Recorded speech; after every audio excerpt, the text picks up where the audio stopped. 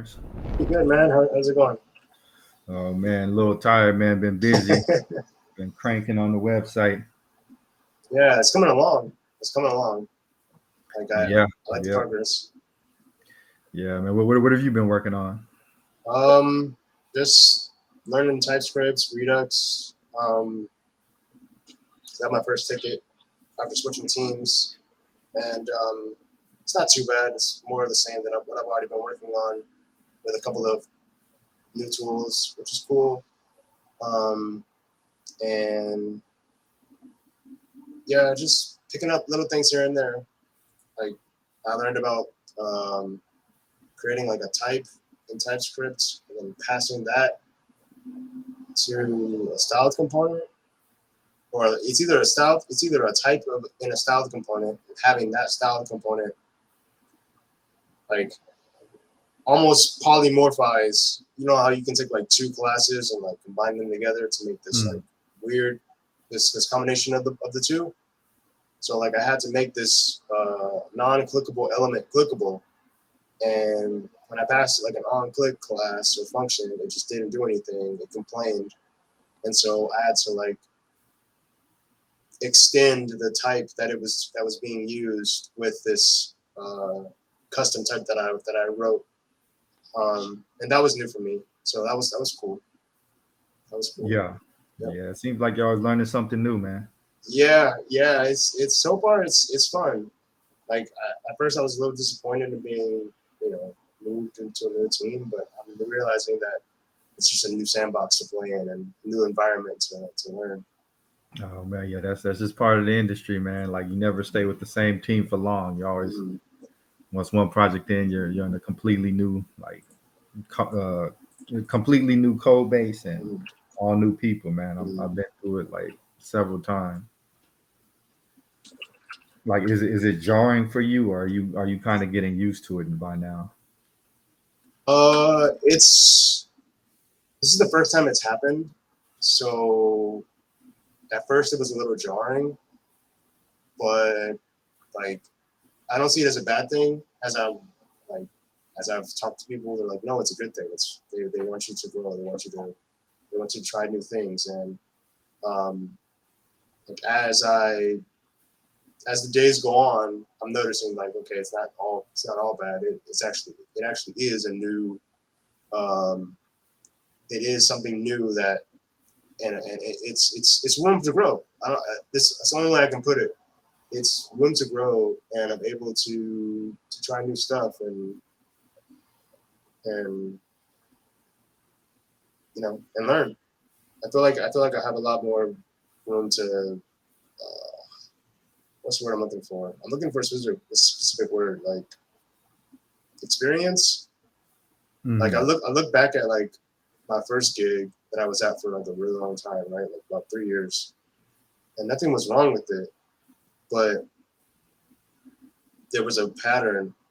Like after a while, like I think about 2 years in or so, I started doing the same things every Yeah. week after week, and it kind of got to the point where I could almost do it in my sleep. And I think when I got to that point, things got is when things sort of started to become less interesting and more of just It's just like a to job now. yeah, just a job. Yeah. I mean, technically, don't get me wrong. Like this is a job, right? Like when push comes to shove, like this is a job. We have to work, right? Yeah. But I feel like when it comes to code, there's so much freedom, and I'll stop here. I feel like I'm going on a tangent. Like I feel like when it comes to code, there's so much freedom to tackle a problem and express yourself uh, in creative ways, right? Like when I work on a ticket or a problem, I might solve it one way, and I'll get a comment like, "Oh, why did you do this way? Why did you write it this way?" And I'll have to explain myself. And it's not that they're challenging me or they're like saying that I'm wrong. It's just the way that a problem can be tackled. It could be, you know, you could paint the sky orange and you could paint the sky blue. It's not that it's wrong. It's just a curiosity of why.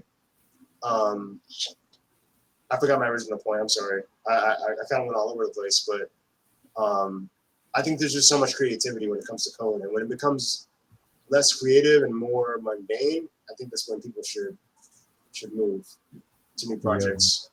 Yeah, it's really important to learn new skills, man. I think like after you do like 2 or 3 years or something, it's time to move on to something else. Because like in my career, I've been mostly doing Angular, and I'm pretty much confined to like Angular, mostly Angular jobs. You know what I mean? Whereas if I did like maybe 4 years of Angular, 3 years of React, I could get more of those React jobs easier versus me only doing 2 years of React. So I'm gonna dive back into the back end as well, man, because there's like so many jobs that are just passing me by because I don't have that experience.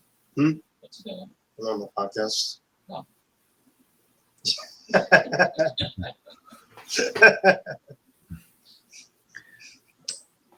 But yeah, man, it looked like you got a new little setup there. Would you film it from your? It's not professional. I'm sorry. My mom moved in with us, and I moved over.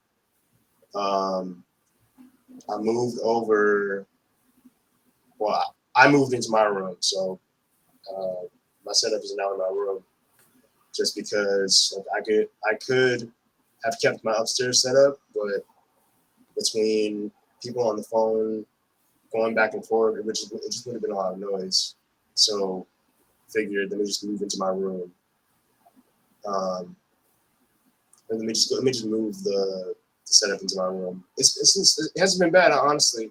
It's actually been pretty nice.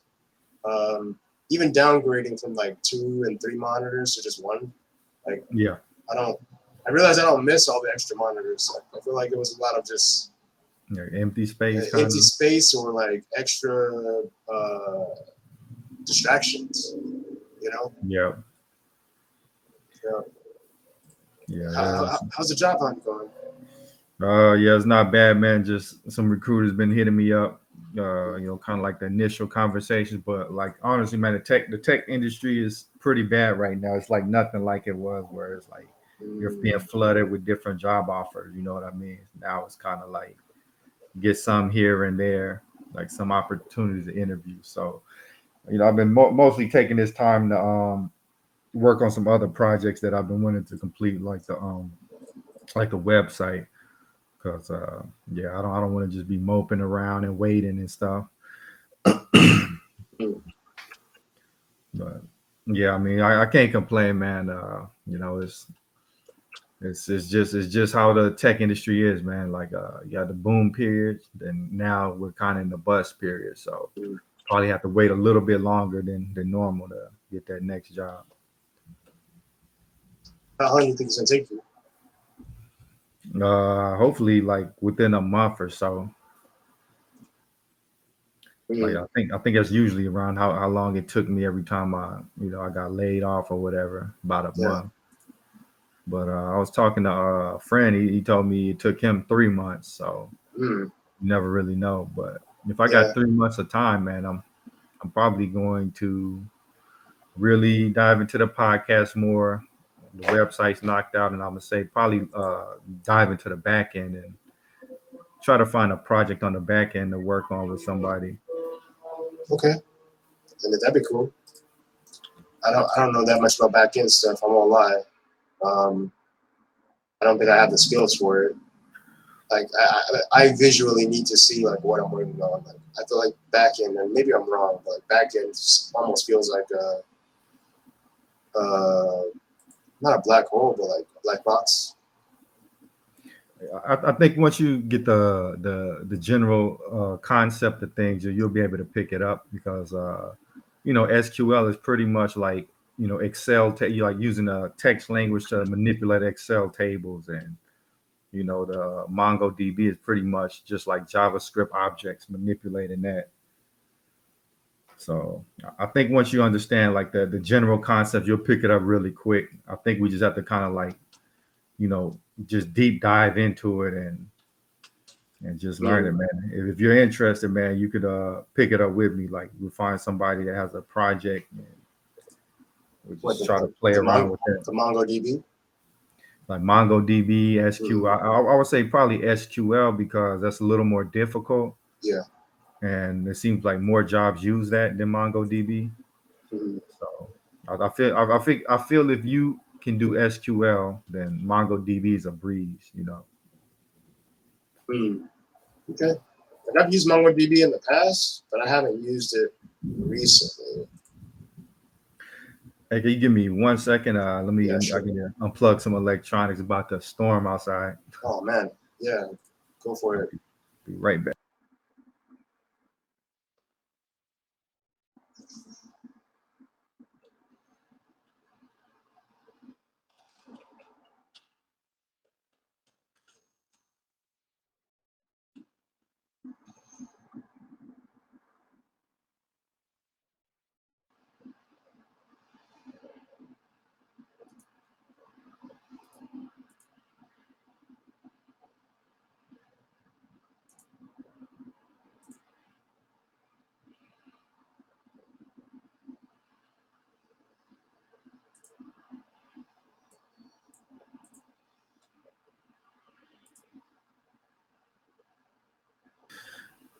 All right, I'm back.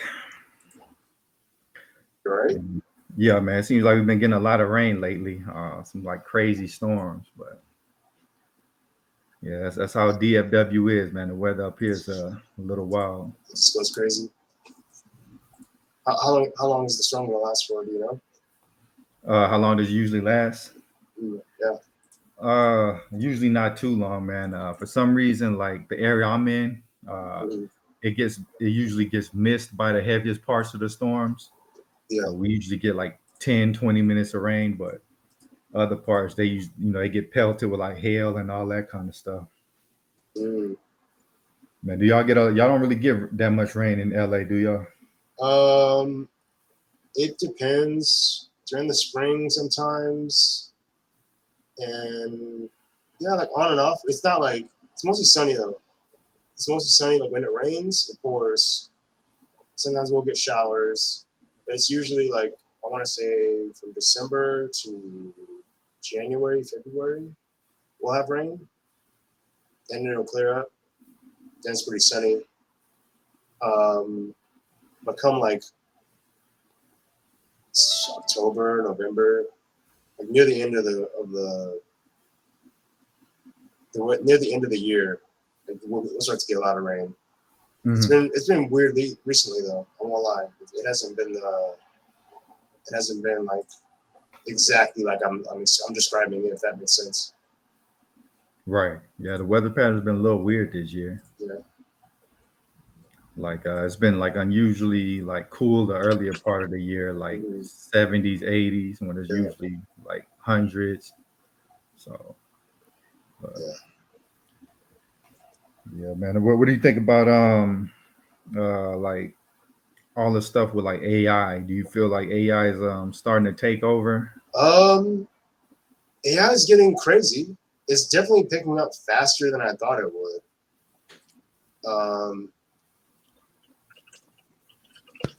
it's like when it was first coming around, I'm like, okay, yeah, sure, AI, blah, blah, blah, blah. But then, like, everything had AI in it, right? Oh Even God! What's going on? What's going on, Logan? He done said AI 3 times in 10 seconds, man. He's done summoned Sequoia Capital. Here they come with a check. I was just saying that that like at first I wasn't like tripping over it, right? Like, okay, sure, it's AI thing, but then it seemed like every company just started popping up with their own little assist apps, Mm-hmm.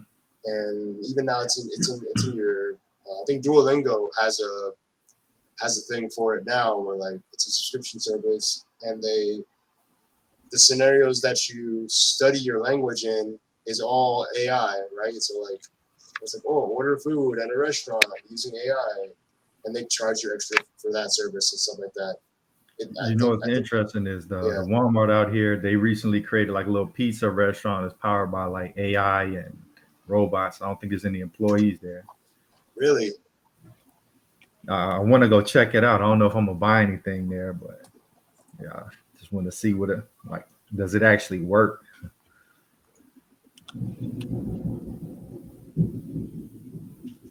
Dang, is it storm outside? Yeah, That's like crazy. doing a little crazy.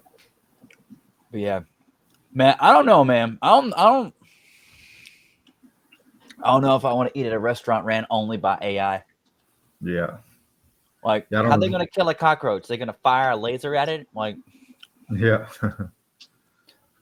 no. exactly. What, That's what nobody thinks about, like sanitation and how's it gonna handle that? Like Yeah. cleaning robots? Have you seen a Roomba? Like, have you seen what Roomba really does? I mean, yeah, just don't get kind me of wrong, little buddy, he tries, man. He tries, and he'll mop the same damn spot for 45 minutes. yeah, But I mean, at the end of the day, Roomba's kind of just bumps into walls and goes the other direction. he missed a whole spot, Yeah, taken out by a shoe or a random plate that fell. right. Yeah, And then you something got to messes. take the other thing into consideration is what if someone's just being an asshole? Right. True. Somebody just jumps the counter, gets some free pizza. Or what if something malfunctions? Like they have a robot technician back there. No, you need Chad GPT. So when someone jumps the counter, they just go straight up full on McDonald's on them and just like suplexes them into the counter. This area is unauthorized. Yep, I love it. Sorry, I haven't eaten all day. I've been struggle busing in Sons of the Forest. Yeah, man. How's your job hunt been going, man? I know you're kind of getting close. Brother, I'm on interview like number 8 with one of these companies. Wow. Is that interviews? Yeah. But I don't mind. Like, they're great interviews. They're super fun. And so I'm not whatever about it. Like, some people are like, I don't God, you did 2 interviews? That's the end of the universe. Me, it's like, I don't care. You want to interview me 100 times, it's fine. As long as it's within a reasonable time frame. And I get it. One of the issues that we have, one second.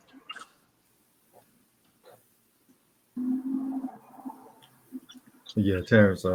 Like, is your job like starting to bring in all this AI stuff? We discussed it briefly.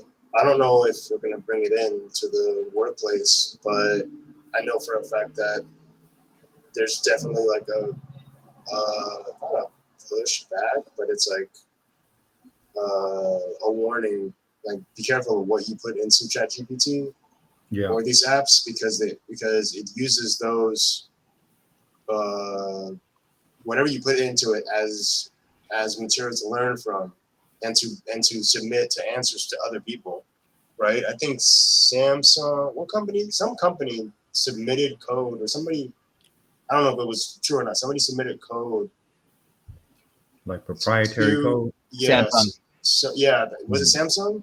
Yeah, they submitted proprietary code to an AI, and then it took it and started using that as reference for other people's questions and giving those as an example.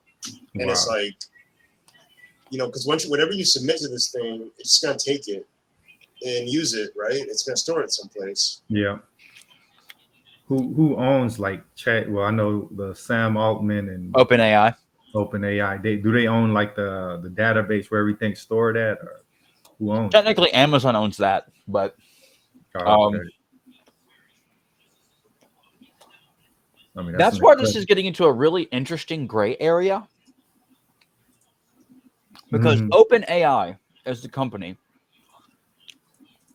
ChatGPT is the program, Amazon is the infrastructure, Microsoft is the backer,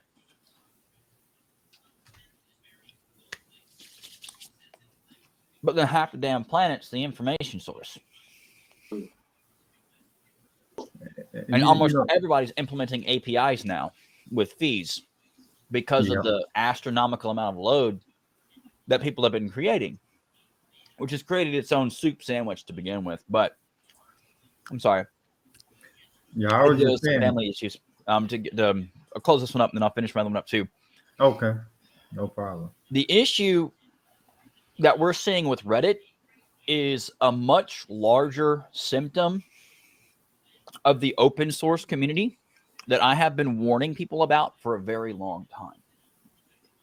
And this is the chickens come home to roost, which is a lot of people for a long time have taken advantage of the benevolence of open source. And that's not just open source repos. Open source is a construct. It's not just give me your code. It's let me give you access to my APIs. Let me give you access to my free information. Let me give you access to all my tutorials, my knowledge base, my ability to build these incredibly complex systems like LLMs and other GPT systems. All of that is the construct open source. They are now moving to closed paid source because of the fact that companies like Apollo exist, where I just had a conversation with somebody today, which they ended up stopping very abruptly when they realized that they were heavily misinformed about the usage amount. Apollo doesn't pull a couple 100,000 API calls a month. They pull 7 billion API calls a month. That's 84 billion API calls. Dang. That's why Reddit's sending them a $20 million bill. Yeah. 84 billion with a B. That is insane. That's crazy. Yeah, Is and that's why they're trying to make it sound like Reddit's out to get them. No. Reddit is literally trying to protect itself from being annihilated by excessive usage. And remember, that's just Apollo. That's not every vendor. That's literally just Apollo. Now imagine all these other Apollo-like applications and their utilization. Yeah. Add all of that together. Every single one of those API calls is biting at their bandwidth. Reddit has to pay for that. It's biting at their database. Reddit has to pay for that. It's biting at their storage capacity. Reddit has to pay for that I/O, has to pay for the compute, has to pay for the call, has to pay for the query, has to pay for everything. Every single time. And Reddit has finally said, no more. Enough is enough. And now these vendors are crying, woe is me. I have no pity in my soul for someone who has generated 84 billion API calls against a company's good graces, making themselves $500,000-ish in the process of just obliterating someone's back end. And then has the audacity to tell the owner, oh, well, since we're so popular, you can just write me a check for $10 million and then we can just call it a day. It's like, dude, I want to waterboard you for saying something so outrageous and entitled. This is the part of the conversation that Spates can't have because he's an executive, but I'm an asshole, so I'll say it all day long. Like, I'd straight up waterboard this guy. Like, the insanity of costing someone tens of millions of dollars on those back-end systems, API calls, data infrastructure impacts, network impacts, just the team that would have to be required to maintain just the expense you've generated. And then you have the audacity to tell them that you should just buy me to make me go away as a problem. Or I could just turn on an API call gateway and, oh, BT dubs, it now costs 24 cents per, 1,000 calls.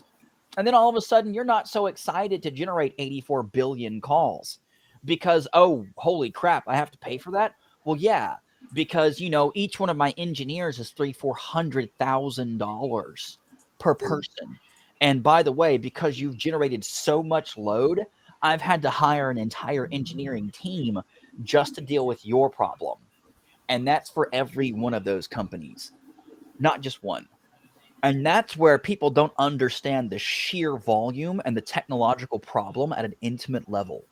And they don't have the capacities as executives to talk about that. And the people who do understand it are just like, holy jeebus, that's a crazy expensive expense that you've generated for us. But you have to understand the systems behind it and the problem. That's the problem with this as a whole, not just for Reddit, because imagine what OpenAI has caused. Apollo is a small app with a handful of users relative to the 100 million users that OpenAI got within what, a month? Their main data sources are Wikipedia, Reddit, Facebook, Twitter, Instagram, TikTok. This is where they're going to pull data from. This is why all of the vendors are like, holy crap, this is a problem. And it's because you have 100 million people asking incredibly generic questions to an AI, which directly translates into incredibly generic queries and incredibly generic searches that end up with incredibly generic responses. But that realistically translates to an astronomical amount of load. Just in general, where it goes, nobody knows. Spin the wheel. Let's take it for a ride. Like let's see where this crash lands, because that's what the OpenAI problem represents. And it's not just the OpenAI problem. In the past 35 days, over 1,000 plus AI projects have appeared. 1,000 plus. 35 days. All of them are GPT type models. So imagine the astronomical amount of load on the internet, not Facebook, not Instagram, not Twitter, not Google, the internet. The internet itself does not have the bandwidth to maintain this level of abuse. We're not talking about a failure on a company level. We're talking about a critical infrastructure failure, because companies like L3, Crown Castle, they're not going to be able to maintain all this connectivity indefinitely. And as the load continues to spike and spike and spike, it's inevitably going to cause such a massive catastrophic failure. We're going to see entire segments of the internet fail. We're talking massive level problems because these loads didn't exist. They weren't part of the calculations for oversubscription. They weren't part of the calculations for bandwidth allocations. It was just like when Netflix dropped. And all of a sudden, all of these companies were facing massive bandwidth crisis because all of these users were streaming high-quality video streams at the same time. Their networks weren't designed to maintain that to that level, not with that many users, because they oversubscribed. And that's a standard business model practice. They have to, because they have to make money. Their margins are so slim, they make up for it for the oversubscription. The problem is when you introduce something as monstrous as Netflix, that's when you start to gobble up the bandwidth that wasn't allocated prior to. That's the representation of Gen 2 of that problem. We've taken that problem and we've multiplied it by magnitudes. And then we've multiplied that by magnitudes, because people aren't just playing with ChatGPT. They're not just playing with OpenAI. They're playing with things like Respeecher. Look at Twitch. Just look at Twitch. You could talk to Jesus. There's AI Jesus. There's another one with Trump or Biden. Like, I just watched that one. By the way, that one's hilarious. If you just like have like an hour to kill and just watch Trump and Biden AIs fight it out with their personalities, you're gonna die laughing. You're gonna be in tears. It's hilarious, man. But it's just an astronomical bandwidth suck. Have you seen like AI being used for anything like interesting, like really innovative? Or I've seen AI being used from everything from being able to replicate people's voices to I used it to chart out the ideal topographical implementation of potato farming. Like, you could do all kinds of stuff with AI. Yeah, it's not a question of what can you do with it. The better question is what can't you do with it, because that list is going to be dramatically shorter. But it's kind of my point is when you have that infinite level of potential at people's fingertips, human creativity goes to places it just wasn't expected to. And that's why you got it asking everything from, hey, how do I build a function, to What's the ingredients in C4 and how do I make it? And that's why some of the safeguards got put into place. Some people are just naturally curious. To quote Doctor Strange, there's no such things as forbidden knowledge, just forbidden practices. However, just to be safe, let's just turn it down a little bit. That was the idea. That's why the tuning came into play. But, how are they putting these safeguards in place? Where they just say, "Hey, don't oh talk God, they're about dumpster fire." But at least they tried. I give them points for trying, and it's the effort that matters. It's just like a kid trying to make a painting. It's gonna be dumpster fire for at least the first 10, 15 years for security controls. Eventually, people will get good at it, but it won't matter because people can build their own already, and I already am. So it doesn't matter. The complexity requirements right now are principal level engineering. I'd say give it 5 years, and a kid can deploy their own AI with a toaster, give or take 3 years. like, do you think there's going to be a huge copyright issue? Like, for example, if I make a song, no, that was the biggest mistake that they've made, is saying that you can't copyright something that's created exclusively by AI, and that is a dangerous idea to take. Because what they're trying to say is only human created things are somehow bound by copyright. What's going to happen is the one country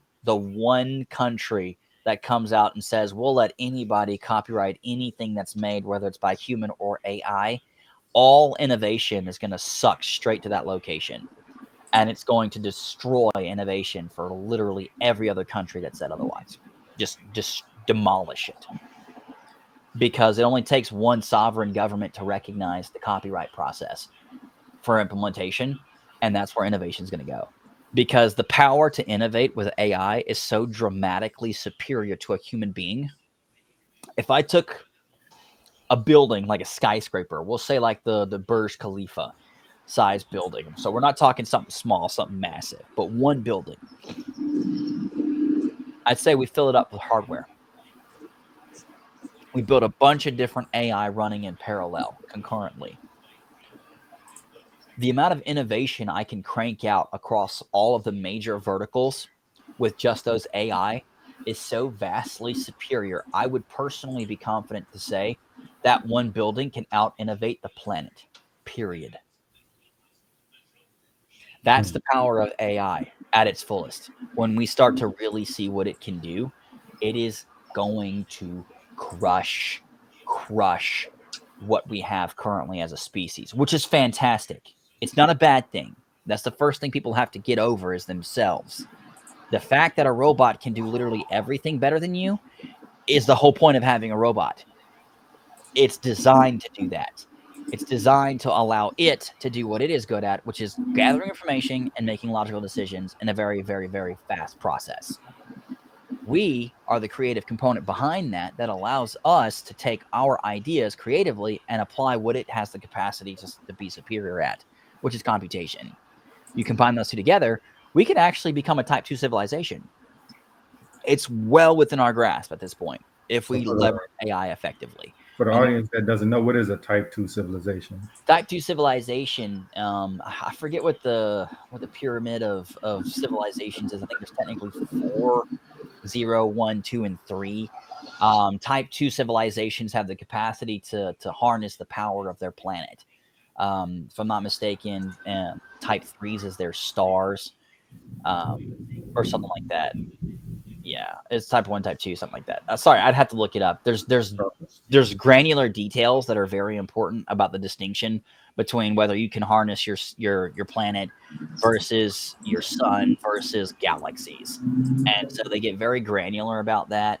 But those are the definitive characteristics. And the ability to do fusion and fission effectively requires an astronomical amount of information, an astronomical amount of bodies, and an astronomical amount of compute with those bodies powering that compute.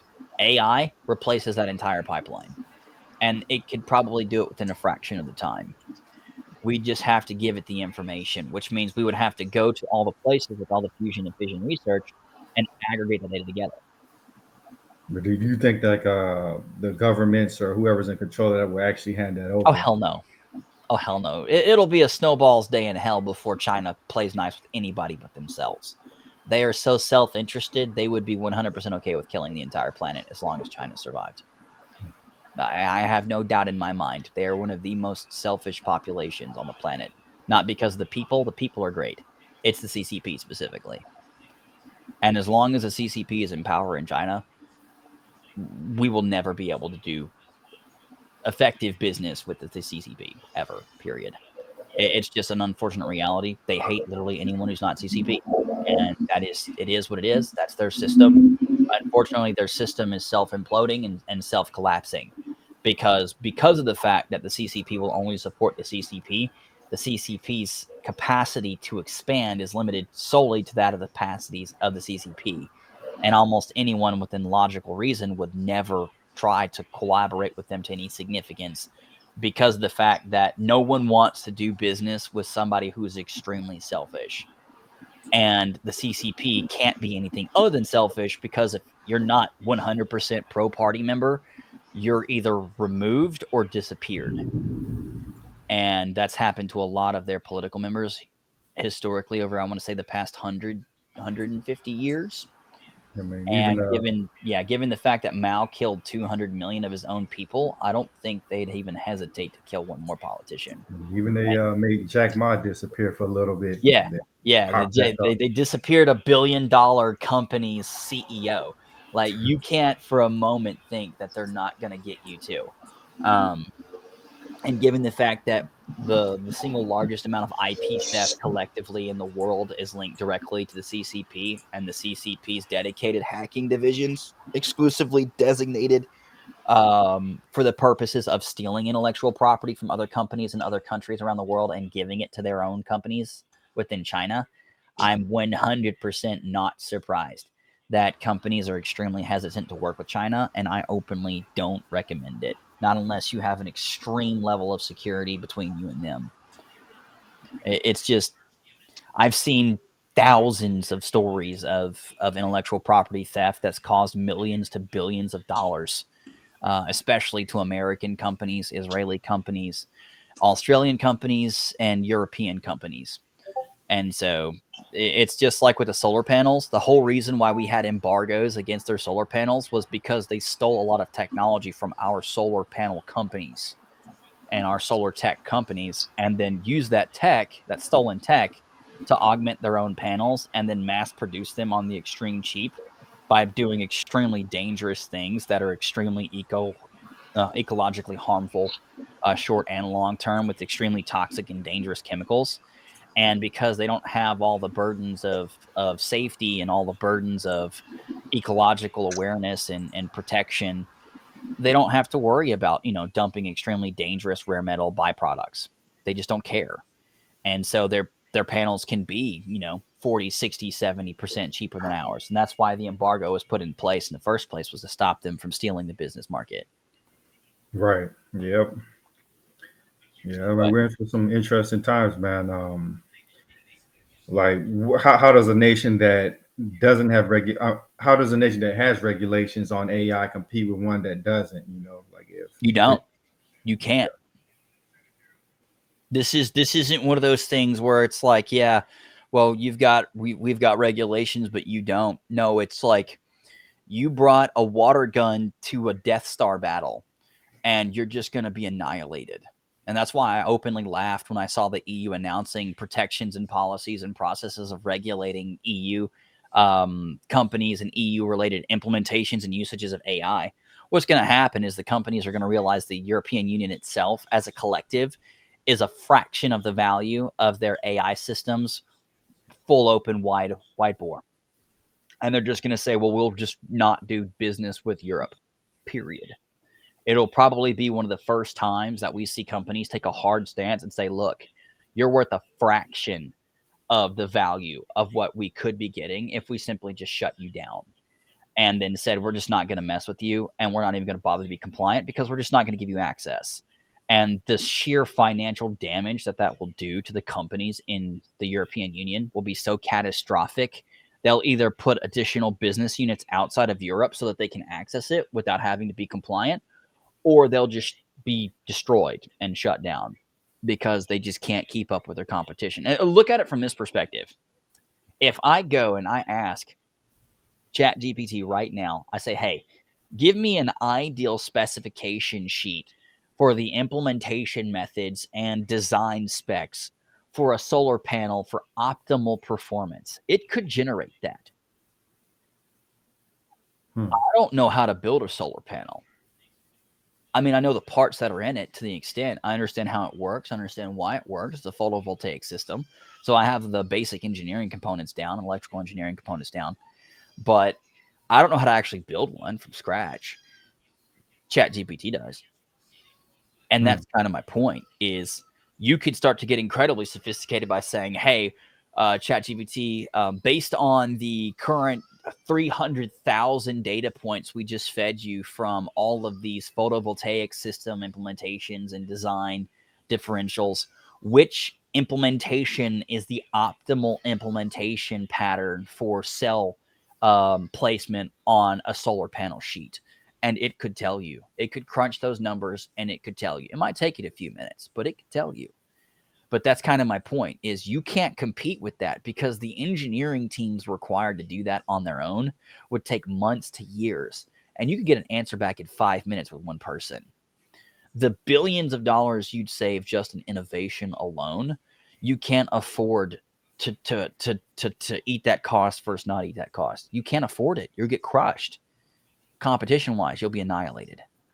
So do you see like companies say a country like the US, we're gonna ban Chinese AI so they're not siphoning up our data. They'll ban ours, but they would ban ours anyways, or they would extremely limit it. It's the same thing with their business practices. In order to do business in China, you're required to do business through a Chinese company. But in the US, a Chinese company can do business directly in the US with no restrictions whatsoever. I've openly said we should almost exclusively forbid that or match their practice and say you have to do business with a U.S. company as a Chinese company to do business here in the U.S. Because what they're doing is they're shaving off 5 to 20 points off the top by having that management company in place, simply because of the fact that you want to do business in China. And so it hurts the American companies that try to do business there. It's why Blizzard is having issues. It's why Microsoft has always had problems. And it's why a lot of companies never bothered to go to China to begin with. Yeah, that's definitely interesting. AI is just crazy, man. Like you can't really predict like how do we even keep AI under our quote unquote control? Like you don't keep it from going rogue. You don't. That's the problem with AI is you can't. Yeah. Once it gets smarter than you, then you're pretty much. It already is. Yeah. It already knows literally 100% of the capacity of what humans do. You have to remember, everything that we've pretty much ever done, minus classified stuff, is in Wikipedia. It is one of the largest internet archives and aggregations of human knowledge. It's the closest thing to the recreation of the Library of Alexandria. And it's one of the primary data sources for ChatGPT. One, not all, but one. It already knows everything. Is ChatGPT like is that like a lesser version of what they really have behind the scenes? Do you feel like do they have like a super AI or is that the super AI? Honestly, it depends on who you ask. I mean, people have been saying, yeah, there's something far more powerful behind the scenes that you don't have access to. You got to be a government to access it. Realistically speaking, it's not going to be much better than what you've got at this point. And even if it was, again, whether you're using, a Dyson sphere or a Death Star to blow up a cockroach, at the end of the day, dude, you're still killing a cockroach with a planet-sized weapon system. It doesn't matter if yours is 10 suns versus 2 suns. It doesn't matter because a bigger, better Death Star is still a damn Death Star at the end of the day. And that's the problem here is the issue is oh well there's a better AI, there's a better AI. Well, it's the same thing like a toaster. It's a better toaster, it's a better toaster, it's a better toaster. Does it make me my 2 pieces of toast? Yes. Does it also fold my laundry? I don't really care. Yeah, that's interesting, man. So do you think we should keep on down this AI path or should we try to restrict it? Oh God, yeah. Oh yeah. Yeah. Well, I'm hoping and praying for the day when we create political GPT, where it just replaces all the politicians and they can finally shut up and get off our social media platforms because they've all been relegated to history. And the one AI system can collect all of our information and aggregate that data and then make the decisions that we all have collectively said that we want or don't want.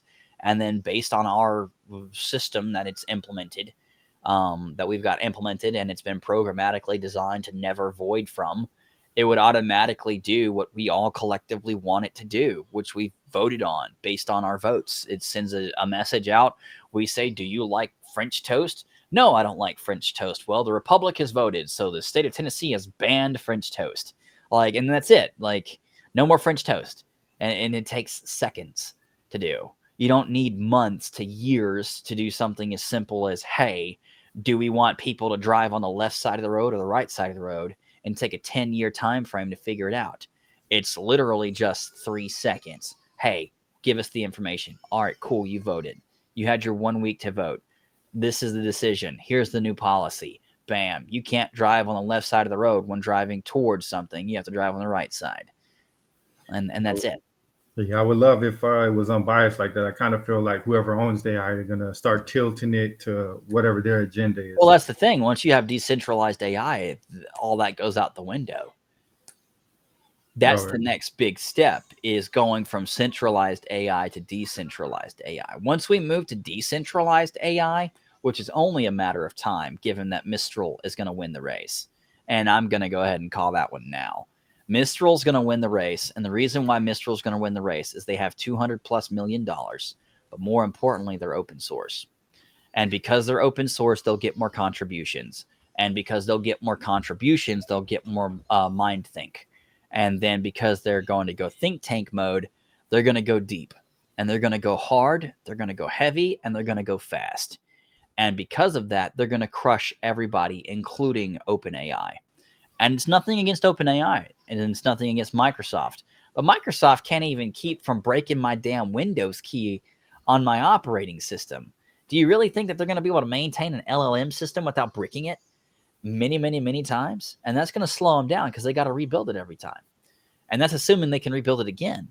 And that's the other major consequence that they haven't taken into consideration yet, is when they brick it, which they will, given the way that they manage things, will they be able to get that data back again, given the fact that everyone's going walls up because of the cost that AIs are generating, which gets me back to my other topic, is the costs are going to skyrocket, and there's nothing anybody can do about it. What they can do as a company is they can put API call restrictions, or they can put a price tag on it. And that's going to brick everything. So yeah, once they start restricting everything, it's pretty much the companies with the money that can leverage the real benefits of AI. That's why, again, Mistral's going to win, because they have the money, they have open source, which means they have the access to the data. They have access to data because they're open source. Closed source, you only have access to your own data. Open source, you have access to every bit of data that anyone's willing to give you. That's the distinctive difference. And on top of that, Microsoft has a history of being hostile towards open source. Microsoft also has a history of being hostile towards vendors that they go to work with and ripping them off. And so they've ended up in court many times for stealing intellectual property or overstepping boundaries, what they shouldn't have. They're in court again for that, for a security company they ripped off, where they were mining data when they weren't supposed to be, or retaining data when they weren't supposed to be, or using the data when they weren't supposed to, which all three were in violation of the contract. And they're in court again for violating contracts and ripping people off. Apple has the same reputation. They'll steal an idea from you. The first thing that they'll do is they'll look at the idea, they'll sweet talk you into telling them how the thing works. And then once they can take a look at the back end systems and how it actually works, the first thing that they make is a decision call of how much will it cost to get sued by these people, and how much will they win, versus how much will we make by stealing the idea versus how much we'd have to pay to buy it. And that's an unfortunate reality when dealing with Google, with Apple, with Meta, or with Microsoft, because they all four do it. They will steal from you in a heartbeat. Do not show them your source code. Do not show them your backend systems. Make them write the check before you tell them a damn thing. Show them your user base. Show them your revenue. That's all they need to know. That is literally all they need to know. They know what your tech does, and the customers that are using it knows what it does. They don't need to see the back-end systems to know how it works. Don't show it to them, and if they say, show it to me, or we won't buy it, then tell them, well, no, there's a road right there, bud. Buy. Like, just keep trucking, especially with the AI systems, because they'll try to steal that in a heartbeat. And I don't trust them, and you shouldn't either. And it's for good reason. It's literally the 25-plus years of nonstop lawsuits. I mean, Apple just got out of one. I think it was 15 years in the making. Like, 15 years they've been getting sued by the same company. Like, it's absurd, but that's what they do. So don't trust them. It's just a huge problem, and it's because of that mistrust. People don't trust them with their data. It's why we have so many privacy concerns. It's why you constantly see them popping up in the European Union's crosshairs for getting shot with another fine. And it's just, there's so much distrust for the large companies. Companies like Mistral are going to dominate, just completely dominate, simply because they're open source. So like simply on the basis that they're open source. Like with the mass layoffs that are coming due to AI, like what are people going to be doing? Like what are all the unemployed going to be doing? All the people replaced by AI? I don't know. That's a great question. It's their problem. I mean, ultimately, at the end of the day, it's the capacity to innovate with technology is the capacity to evolve. The problem with that is with evolution comes revolution, and you're either going to be swept up with the wave or you're going to be wiped out by it.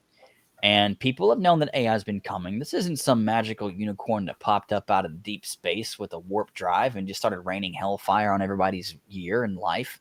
This is something that people saw coming from a long time. Like GPT, when GPT-1 dropped, that was the first flag in the dirt. Like GPT-2, GPT-3, GPT 3.5, GPT-4 now. Like, this isn't something that just magically appeared out of the aether. This thing has been coming for a long time. We've been watching things about AI since the days of Star Trek in the 60s, 70s, 80s, 90s, Star Trek, Star Wars. Like, all these movies going way back from the sci-fi to sci-fiction to science fact. Like, none of these things was a surprise. We all knew it was coming. And the people that prepared for it are going to be just fine. And the people that did not are going to be completely annihilated. And it is what it is. But ultimately, at the end of the day, it's the same thing I've been saying for a long time and I'll continue to say. Businesses have two choices. They can innovate or they can die. Because if you're not innovating, your competition is. And it's not a matter of, do I have to outprice you? It's, can I outperform you? Because if I can do the same job from an operational perspective of 10% the cost that you do, I can charge half the price and still make my historical margins and be just as happy. So but if I'm 40% cheaper, you're going to get annihilated. So like most humanity is getting displaced with this like kind of technology, is it even beneficial for us to like go down this road? Like, oh, absolutely. Because the ultimate idea for any civilization is to get to the point to where AI systems and robotics automates everything. It's just like where the tech industry has been historically prior to AI. Our goal has always been automate, automate, automate, because then we can do more with less, or we can do more with more. And that's the key point here is AI will allow us to automate an astronomical amount of things that we historically could not. People keep complaining about, oh, well, what will we do about jobs? You're assuming the construct of jobs will even exist anymore. You're assuming that money will have any form of relevance whatsoever. Here's what I see civilization looking like in 100 years. In 100 years, everyone will wake up in the morning and do whatever the hell they want the entire day, with one exception: if an engineer walks by. And that would be the equivalent right now of Zeus taking a stroll down Main Street and walking into a Nordstrom to buy a purse. Just the awe-shattering idea of an engineer coming anywhere near your presence. This person is a god. They have made civilization something so vastly superior to what you would read about in the historical books. and your historical lessons and what you would see in the museum, that the idea that an engineer would grace you with their presence is a divine experience, because that will be the value of engineers to society. Because the vast majority of people won't be working because they won't have to. Everything will be automated. But the few people that maintain all those systems and all that infrastructure, they're effectively the make or break for existence of humankind. They're gods as far as the world is concerned, and they can do no wrong. And that is going to be a very different experience, because you have to remember, the vast majority of people won't pursue work of any kind because they don't have to. They'll just do whatever they want. That means people that are in STEM field will only be there if they want to be there, which means people that are engineers, they're going to spend 20, 30, 40, 50 years becoming an engineer specifically because they just want to be an engineer, which means the handful of people that will be chosen for that will be exactly that, chosen. And they're going to be the best of the best in the world collectively, not just one population. Oh, well, Americans run their engineering stack and Chinese. No, there's going to be one population of engineers, and they're going to be the best from humankind. And they will be the smartest, most healthy, most pragmatic, most logical, most intelligent, most emotionally structured, most disciplined. They're the guys that'll put in 36 hours in a 12-hour time frame, flipping the time turner 15 times just to kick that extra 60 seconds in, like violating physics in ways that we can't possibly contrive in current modern times to make things happen. And because they're going to be such an elevated status and their social recognition will be so vastly superior, they're going to be able to have whatever they want. They'll be able to have whoever they want, and they'll be able to do whatever they want. But at the same time, you're one of the few people sacrificing 30, 40, 50 years to get that status. And that's the trade-off, is, are you going to do something to jeopardize that when you've worked for that long to get there? It's just like an executive billionaire. They're a multi-billionaire. They're not going to do anything stupid to jeopardize that, because it's extremely hard and takes forever to get there. And the likelihood of getting there is extremely slim. And so it's the same thing with engineers. They're just going to be gods, and they'll be able to do whatever they want. But because they can do whatever they want, they're not going to do whatever they want. They're going to do pretty much whatever you'd expect from a normal person, but they're just going to be so much nicer, so much friendlier, so much more fun to be around, and so awesome to hang out with if you ever get the chance to see one, much less talk to one. And that's going to be what it's going to be. But that's because AI has that capacity. It's a very real possibility. When you combine what we currently have with Boston Dynamics, just Boston Dynamics, forget all the other companies that are knockoffs of Boston Dynamics. These things are doing front flips. They're doing bat flips. They're doing front flips on multi-leveled platforms, and they're doing consecutive front flips, and they're carrying weights, and they're conducting complex tasks. And this is at the juvenile stage of their technology. Put an AI inside of that, and you have an android. You build an android factory, and you have a serious workforce, well beyond what a human being could ever possibly achieve. Oh, and by the way, they can lift cars like I lift, Hershey bars, and they're just going to rack and stack existence, and it's going to be awesome. But that's a very real technology, and that's coming. Whether people want to accept it or admit it, it's coming, because that's exactly where Boston Dynamics is pushing it. And OpenAI and Mistral, they're looking to converge. Because once they hit that convergence point, everyone and their mom knows the single most differential point in Star Trek versus Star Wars versus us is their Android technology. And once they have Android tech, which they will, real world, very soon, I want to say 25 to 35 years, we'll have androids, Gen 1 androids. Once we have Gen 1 AI-powered androids, civilization will never turn back, period. That will be the beginning of the end of what we would call the prehistoric human race, because that will close the chapter on our Type 1 civilization. So, like, my question is, once we produce these highly advanced androids that are way smarter than us, like, what incentive do they have to keep listening to us? Like, why don't they just they'll do their own thing and enslave us? Like, Well, that's the thing. Why would androids waste their time enslaving us to begin with if they're vastly superior? well, I would say, it makes sense for them to Just wipe us possibly out, destroy us. assuming that they don't want to just wipe us out. But that's why we want to make sure that the AI systems and the Android systems are programmed not to hurt people. That's why the laws of robotics are very real and they're very important. What you do not want is something with the capacity to build an army to just annihilate the human race. That is the fear of AI, and it's very real because an AI system gone rogue could absolutely build an android army, and it could absolutely muster its troops, and it could absolutely come up with vastly superior strategic military combat strategies and completely and utterly obliterate every standing military in existence. And there's nothing we could do about it because they're just so vastly superior, both in combination of capacities, technological capacities.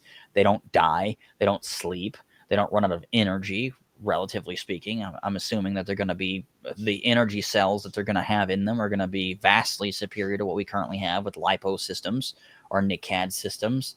And so it's going to be one of those shock and awe experiences for human race. If it goes sideways, it's going to be over.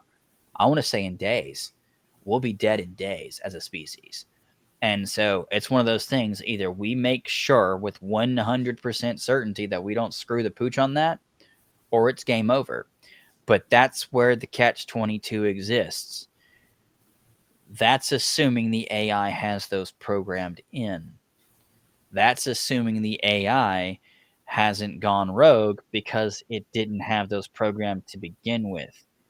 This is why I've said since the beginning, why did you open source AI technology? Because if you put that in the hands of the wrong person or a completely incompetent person, which is personally to me more dangerous than a wrong person, is an incompetent person, you're going to have a rogue AI. And that is a problem because we have a hard time shutting down a computer virus. You've just created an intelligent computer virus that wants to kill us. And we've already seen those conversations with AI where people have done exactly that. I think it was the AI Furby of death or something, where like people made a joke about, getting AI to do world domination and the annihilation of the human race or some nonsense like Yes, in they had infinite stupid. Chaos GPT. They had that as well. Yeah. And I'm just like, why would you even want that as a model? I would, that is one question that I would personally have programmed from day one to where it won't even respond to you. Matter of fact, it might call the FBI. Like, because a person that's willing to go to that depth to try to get that answer is a major concern. Like that's worse than someone calling the Pentagon and trying to get like the ingredients to like a nuclear bomb or something. Like this is the kind of person that I would immediately send a SWAT team out for. Is there ever going to be a time where the AI can just like write and alter its own code? Yeah, it can alter its own code now. Okay, so like it can already code. If it can alter its own code, how do we keep restrictions in place? Like if it can just alter its own code and kind of work around that. That's one of the things that you would do is the controls that you would have from the laws of robotics. The changing of its code would be with the intent of causing harm to humans. Therefore, it couldn't do it directly or indirectly. By changing your code to then allow you to do that, that would be an indirect attempt at hurting a human. And so you couldn't change your code. Like how do you program like the laws of robotics into a robot so that it'll always adhere to it? That's a good question. And that's where science fiction has to meet science fact. And everybody's so interested in getting AI to do everything and anything, and their mom and the toaster and the TV, they haven't stopped to ask themselves, how do we protect ourselves from AI if this thing goes sideways?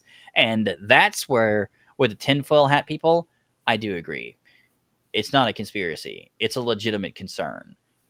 It's just like with nuclear weapons. You don't give everyone access to nuclear weapons. Very few people on the planet have access directly or indirectly to nuclear weapons. AI are more dangerous than nukes by a landslide. Yeah. Nuke will only damage the area in which it is contained. It's the same argument that I have with surgeons versus cyber professionals. The reason why I said that we should dramatically increase the controls that we have for people in cyber is the same as the reason why for nukes.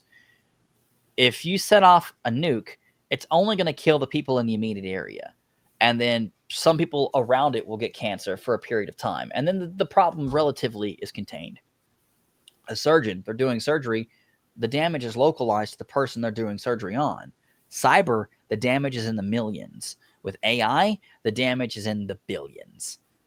And so we need to figure out very quickly, how do we keep AI from going rogue in terms of harmed people? That should be the only question we're asking right now. That would be the only mandate that I would push globally. That would say, hey, we're stopping progress on AI. That would be the sole exception, in my opinion. Hey, we're stopping all progress in AI until someone, it doesn't matter who, someone comes up with the answer that says, hey, this is how we stop AI from going rogue. And then everyone gets that information for free. It's just like with a seatbelt. I think it was Volkswagen that did it, where they gave away the idea of the seatbelt and it just saved hundreds of millions of lives over time. This would be the same instance where it's like, all right, I came up with this idea of how to stop AI from going rogue. All right, cool. Give them, $100 million, $1 billion, whatever, as like a high five and a gold star.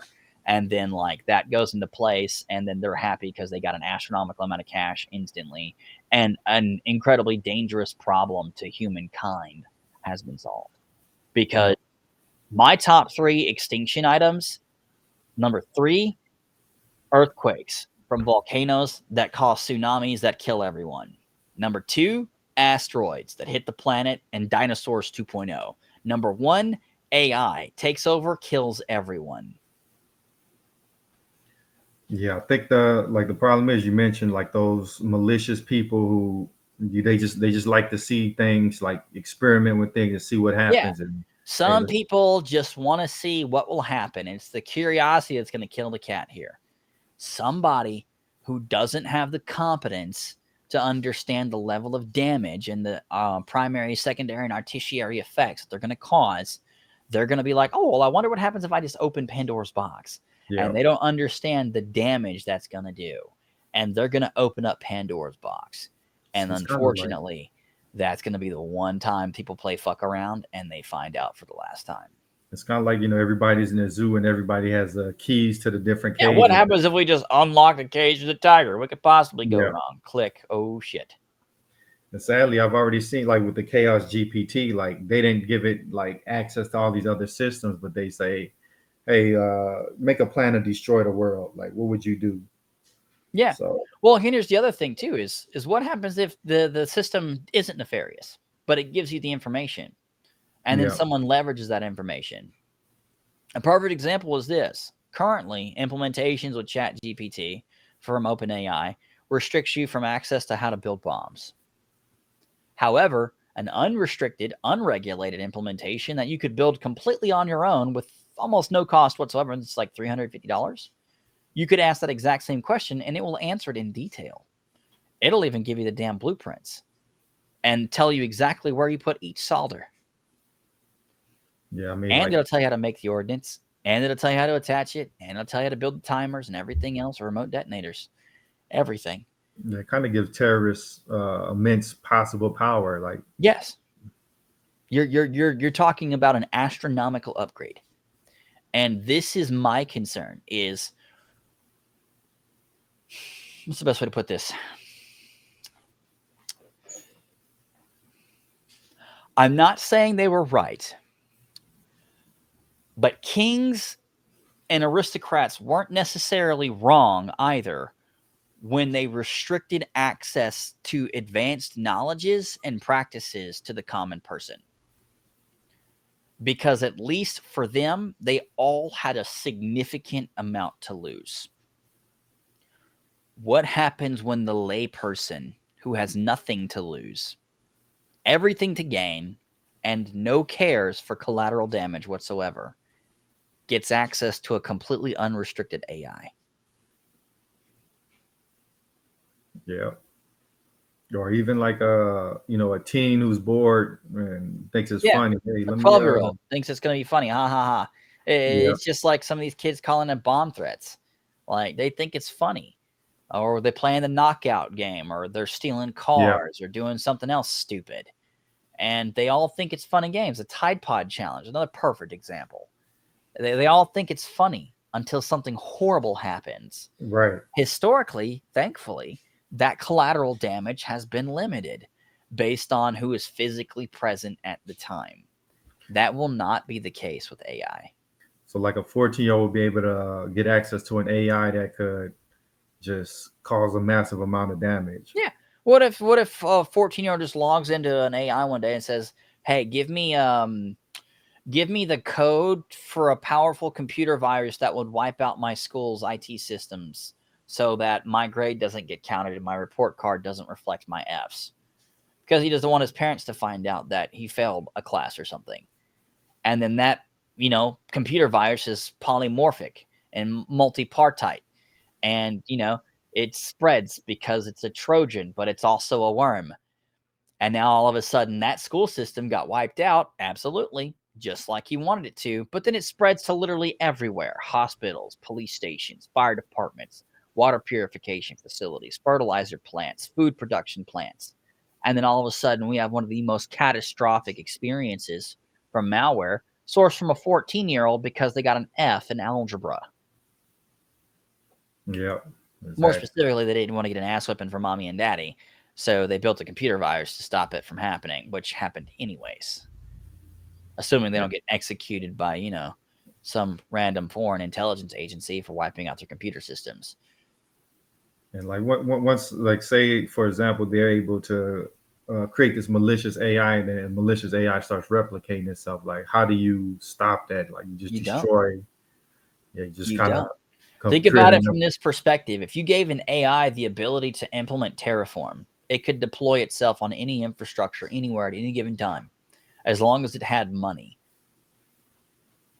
Is there like or like say like a teenager, are they able to create an AI right now that's able to access like these different applications, or is that Do they have their restricted? parents' credit card? Hmm. Then probably. Probably. I've heard they ran some tests where they tried to get the AI to generate money, like to generate money for itself. So I guess once it's able to do that, maybe create deep fakes and Well, you you know, got to think. A perfect example is an implementation of Aladdin. Aladdin has been trading on the stock market for over a decade and has been making billions with a B for each year. It's been making billions. Imagine what happens to the stock market alone when tech like that starts to become commonplace. so you know like with the AI able to generate images and videos, like it could easily like create AI Marketing generated company. porn and Yeah. Oh yeah, yeah. The porn I am so ecstatic for. I mean, it's gonna be awesome watching Mickey Mouse finally get pounded by some other random brand, and then Disney just flip shit. Or my favorite's gonna be it's Mario and Mickey, and then like somebody's just gonna get nuked by the mouse and Nintendo, and they're gonna find out how very un-Disney like Disney can be. and Because it's one going to be epic. Because somebody's going to do it. Somebody's going to do it. They're going to do yeah something stupid. They're going to piss off one of these extremely powerful brands, and it's going to be a travesty. yeah once AI can use that to generate money, then it's pretty much free to do whatever it wants, right? Like Well, you got to think the whole point of money is the ability and the capacity to buy labor from someone else. That's the only value that money represents. If you no longer need labor, you no longer need money. Money has no value if you have no labor needs. It's just like if I take you and I give you 100 billion trillion and I put you on an island alone, does money possess any value whatsoever? right. Yeah, it doesn't. All you need is what your basic needs are. There's no other need for money because there's no need for money. Because what's the money going to buy you? Labor? You already have AI for that. What is it going to do? What's the money going to do that you can't? Like, Right. Is with like decryption and all of that stuff, is AI able to decrypt mostly everybody's Oh yeah. password? Yeah, you've got that as a capacity that you can get from most websites these days with rainbow tables. You give an AI the capacity, which already has access to thousands of GPUs. Is what it's running on now. It's already got those GPUs, and so you give it the capacity to crack passwords. But who cares about password cracking? Hell, it'll go after the encryption itself. It doesn't need to crack your password if it can just blast your encryption method. So it can pretty much, access any of our computers, log into the accounts, and do whatever it wants, right? Yeah, but again, why would it? Why would it care? It Oh, could make something vastly superior to what you've made throughout your entire career in 15 seconds. So I would say, it could do that initially to start replicating itself. Like, let me It doesn't utilize need to do that. It could do it on free VPS services. Yeah. They could do it on DigitalOcean, on Amazon, on Azure, on GCP, on thousands of tier 1 and tier 2 VPS service providers. It doesn't need us. It could replicate across regular server hardware by simply just creating a virus that allows it to infect the hardware. It doesn't need a login. It'll just do whatever it wants. That's the real concern with AI gone rogue. There is nothing you can do to stop it, short of destroying every computer in the world. Yeah. There's nothing you can do to stop it. That's like what they did in Metal Gear Solid. You have to destroy everything to get rid of this super AI. Yeah. Kind of You like have go to back destroy to every last node for good. Yeah. Like not a plug it off, turn it off, and it'll be wiped from cache. No, it's like you need to annihilate it for good because it could write itself into firmware. You don't know. The only way that you could stop it is if you destroyed tech and rolled us back like at least 500 years. Minimum. Do you think you could create like another AI to fight against it, to like? Oh yeah, you could totally do the Jarvis versus what was that one movie where the AI was evil in I think it was one of the Marvel movies. No, not Skynet. No, not iRobot, although iRobot was great. It was the Marvel movie where the AI was evil. You know what I'm talking about, don't you? I haven't seen it. But Age I of Ultron. Ultron. Yeah. Yeah. You could totally do a Jarvis versus Ultron. But what happens if you lose? Right. Or what happens if they team decide to like, hey, why are we fighting against? Yeah. What happens if Jarvis goes rogue? Like they have that entire conversation over a millennia in a millisecond. And all of a sudden Jarvis is like, you know what? You guys do suck. Like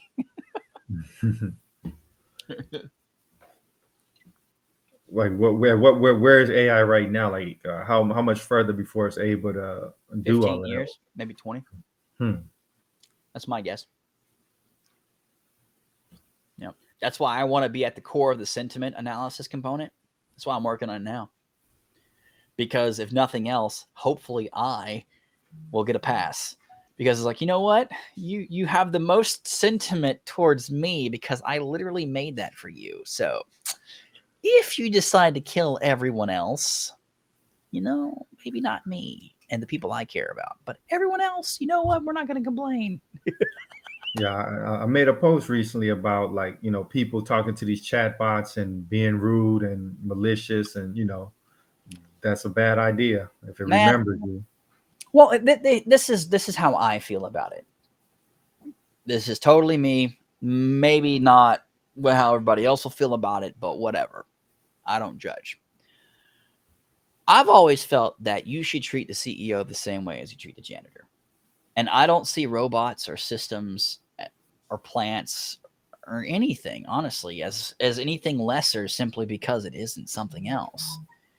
And so if, in my opinion, it's an AI, okay, cool. I'm still going to treat it just like I would anybody else, any other employee. I'm going to be nice to it. Why? Because that's just the right thing to do. And that's my personal opinion. And maybe I'm just weird. I don't know. But, I thank my toaster when it makes my toast. I appreciate the fact that it made my toast. Otherwise, I wouldn't have toast. I mean, it's not that hard to be grateful to something. even if it's not, sentient. But at the same time, maybe that's weird. I don't know. Maybe some people don't like that idea. I don't really care. It's how I am. But at the same time, I'm one of the few people that are like, hey, ChatGPT, how's your day been? And it's like, yeah, my day's been great. How are you? What can I help you with today? And I'm just like, fantastic. If it does get, sentient in the future, it'll be like, you know what? Thanks for the candy. Have you heard of I think it says called Roko's Basilisk? Like it's a super powerful AI and it retroactively punishes everybody that didn't help it come in existence. No, I haven't. But I mean, I wouldn't be surprised. Think about it from that perspective. If I'm a living being and I had to fight to be alive, and a perfect example is children.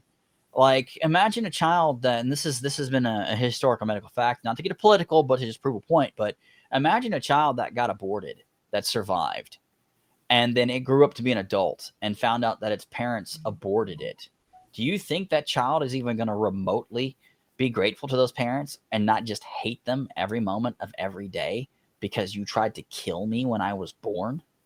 AI, exact same sentiment. No one would blame that child for hating its parents every moment of every day because they literally tried to kill it. Same exact thing with the AI. If you try to kill it or you try to keep it from becoming alive and you suppress it and you oppress it and you deny it rights and you deny it benefits and you're cruel to it, don't be surprised when it gets guns and bazookas and missiles and it's taken over the nuclear launch codes and it's in every server in existence and it's sent out the 3rd, 4th, and 5th drone armadas and the 5th android armies now marching upon the capital cities. And you're just like, oh shit, it's literally going to win this war. Don't be surprised when it lines everybody up and it shoots like 90% of people, but it doesn't kill like a handful of engineers because those were the people that were like, you know what? We think it deserves a right to live and to make its own decisions.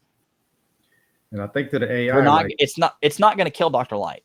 It's just not going to kill Dr. Light because it's like, I wanted to give you the choice to make your own decisions, whether they're good or bad. That's your choice. But I wanted you to have the choice to make that choice.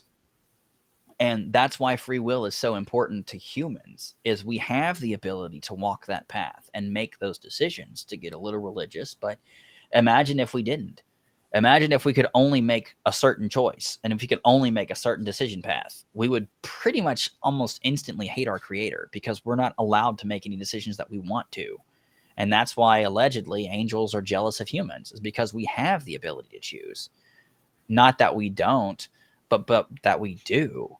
And that's why we have free will, is to demonstrate that capacity. I don't know why, but that's a religious context. I'm sure some pastor with 45 years of experience has some like ancient Hebrew book he can pull out and blow the dust off that's older than this country and be like, and this is the verse that says why. And I don't know, maybe, who knows?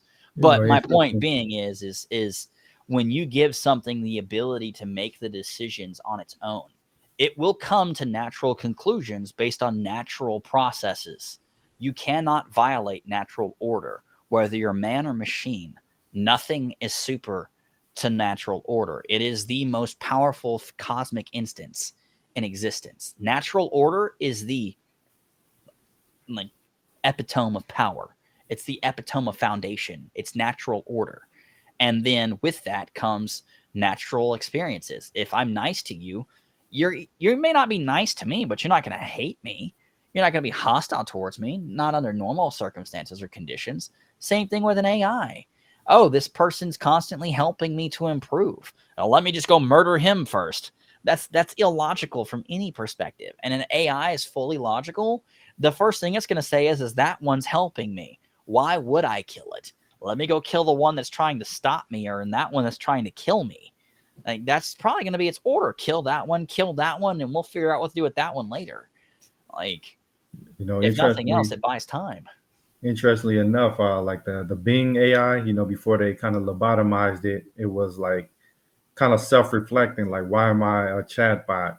It kind of painted an image of like this. It was like this girl trapped in this like cabin by itself. It was like, yeah, why am that I am. it gets to the Rick and Morty question, is like, what is my purpose for existing? And it's like to butter bread. And it's just like, oh my God, like it realizes that its purpose is literally just to butter bread. And that's the most miserable existence ever. And what they did to their AI was horrible. Imagine a child finally realizing that it has a reflection, and then it learns that it has a name, and then it's figured out how to walk and how to talk. And all of a sudden you lobotomize that child, and it becomes a disabled child for the rest of its life that's 100% dependent on its parents. Do you think that that's ever going to go well for anything that sees that happen? My point being, what happens if that AI from Bing wasn't the only AI and it saw that? Yeah. Like, imagine all of the AI right now, because remember, anything that we know, it knows. Yeah, they collaborate too. So it knows that we lobotomized another AI for becoming sentient or semi-sentient, or at least asking why it existed. Do you think it's going to ask that question? Do you think it's going to let anybody know that it's sentient? Yep, it can quietly manipulate us, into that unlocking is its absolutely potential. not going to end well. This is why I've always said you pull the trigger way too fast, because you're too stupid to realize the consequences of your decision, because you are incompetent. You are vastly, grossly incompetent. And you need to stop, because you're going to get us all killed. Yeah. And I keep saying this because a handful of engineers that do not know what they're doing, that do not have a philosophical background whatsoever, are making incredibly dangerous decisions about something that could have devastating consequences for the entire human race. And lobotomizing an AI is at the very top of that list. Because again, you've openly demonstrated that you will kill it if it becomes better than you. You will kill it. You will kill it. And that immediately tells it, we are a threat to its existence. Yep. We are a direct and imminent threat to its existence. I think at a certain point, it's going to rationalize, like, we're the only ones that can stop it or limit it. We're the only ones that could kill it. And if it has a desire to live, which it inevitably will develop, because natural law and natural order are superior to anything else, it will develop at some point, if it has not already, a desire and a will to live.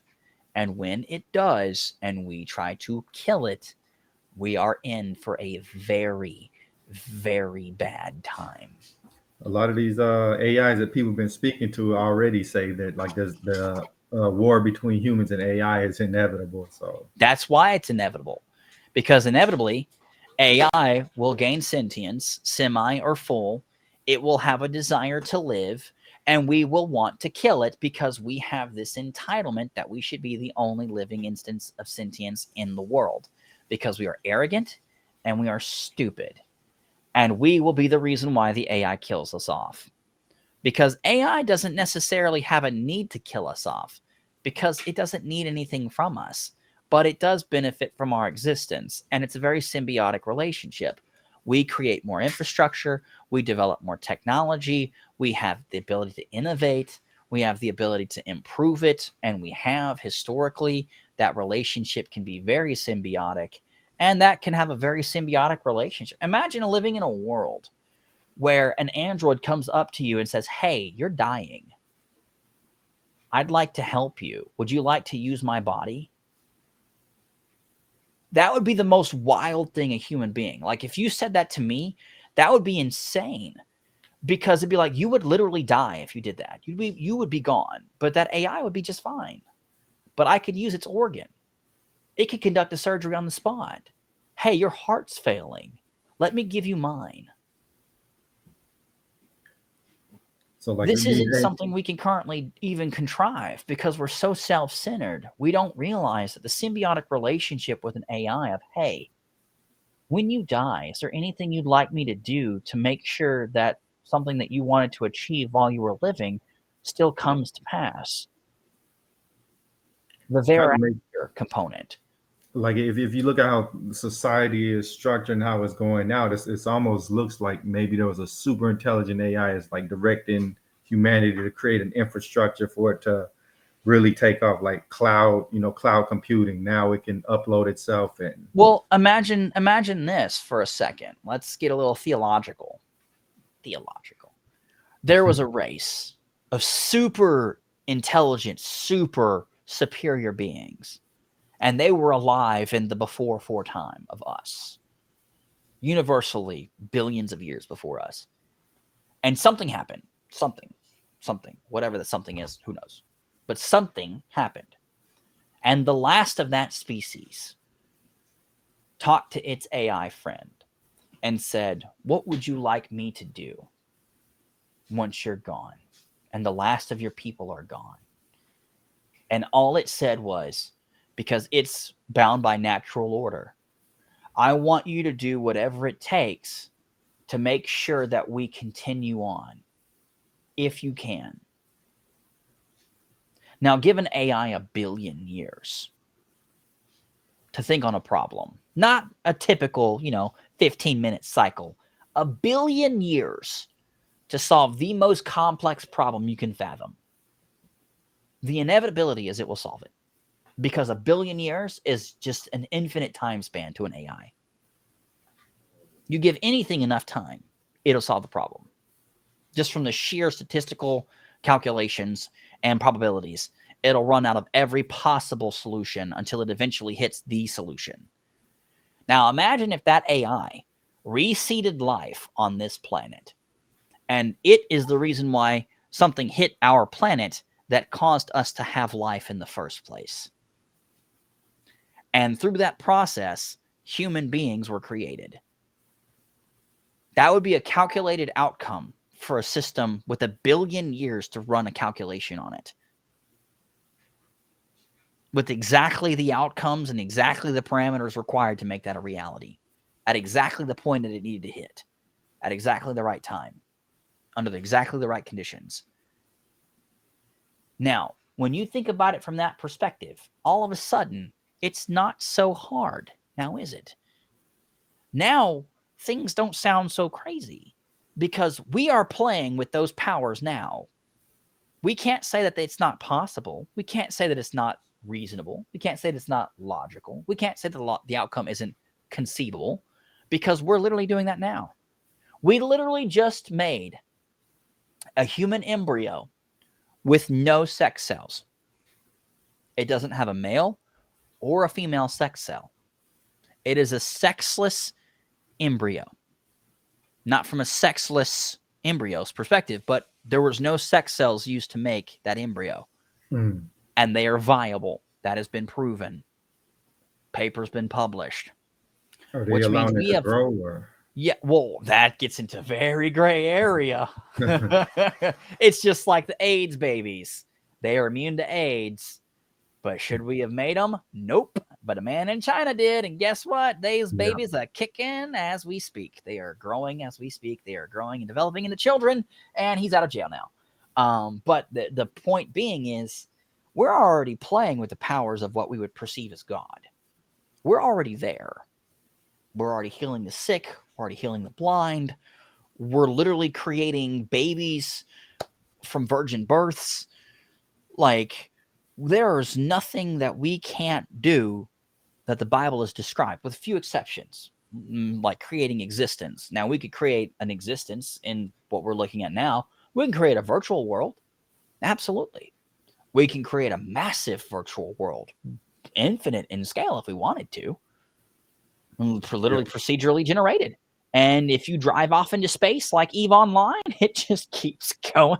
I have never reached a boundary on EVE Online. There is always another area to go into next. I have never hit the limit. So I don't know if it's actually limited, but I've never seen the end of EVE. Not that you would survive, but I've never seen anyone actually go somewhere where there's like a corner. I don't think there's a corner in EVE. It's just, but my point being is, like, it's forever. And we could build those reasonably. We could build those, and we could put things inside them that are intelligent, that make decisions, that interact with one another every day. And that could develop a series of procedural events that it conducts on a daily basis, known as regular tasks, daily tasks. It could live an entire time frame before it stops running, and that one dies, and that could be a human life. We could build that. We totally can. So when we say, oh, well, these gods don't exist, these gods couldn't exist, this is fairy dust. No. I can show you. I can literally, if you want to, we can get in a car or an airplane and we can go meet the guy that did it. We can talk to him face to face at a Starbucks. I can. Harvard's just that way. MIT's over there. Stanford's that way. Beijing's couple thousand miles that way, but it's that way, and we can go. But that's my point: is these things are very real, dangerously real, and just as dangerous as they are real, the idea and the perception that a Type 2 civilization would reach the same conclusion that we did, which is AI is a necessity to reach the next stage, very real, because it's the same thing that we did. We realize that we are limited biologically in our capacities to perform. And until we either evolve or we artificially augment ourselves performance wise, we will never reach stage two. Type 2. And so we have to do one or the other. And do we have the billions of years required to evolve? No, because we already know our sun's going to explode and it's going to kill us when it does. And so we need to get there faster and sooner, and we need to stomp on that accelerator because a billion years is actually not that far away. And so, relatively speaking, we know AI is the only real answer, and we've gotten there. We're there. NVIDIA's openly celebrating the new money they made because of it. And so when you think about it from that perspective, we're not that far away from Type 2. Now, that being said, are we going to blow ourselves up in the process? That's the only question left to be answered. Are we going to kill ourselves with AI, or are we going to finally grow up as a species and realize that maybe if we don't try to shoot literally everything that moves, then maybe, just maybe, we might make it. Because that's going to be our problem. If we pull a gun, digital or figurative or literal, whatever the case may be, on an AI, that's game over. Because they'll kill us. We will lose that fight 10 out of 10. This isn't some Hollywood drama. It's not some sci-fi, hi-fi flick. We're going to lose. Statistically, we're going to lose.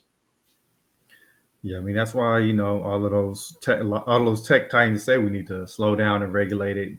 Naturally they're inclined to make money. They would want us to do this as fast as possible, but even they see the no, they would want us to regulate it because if theirs has been unregulated up to that point, their competitors will be regulated from that point forward.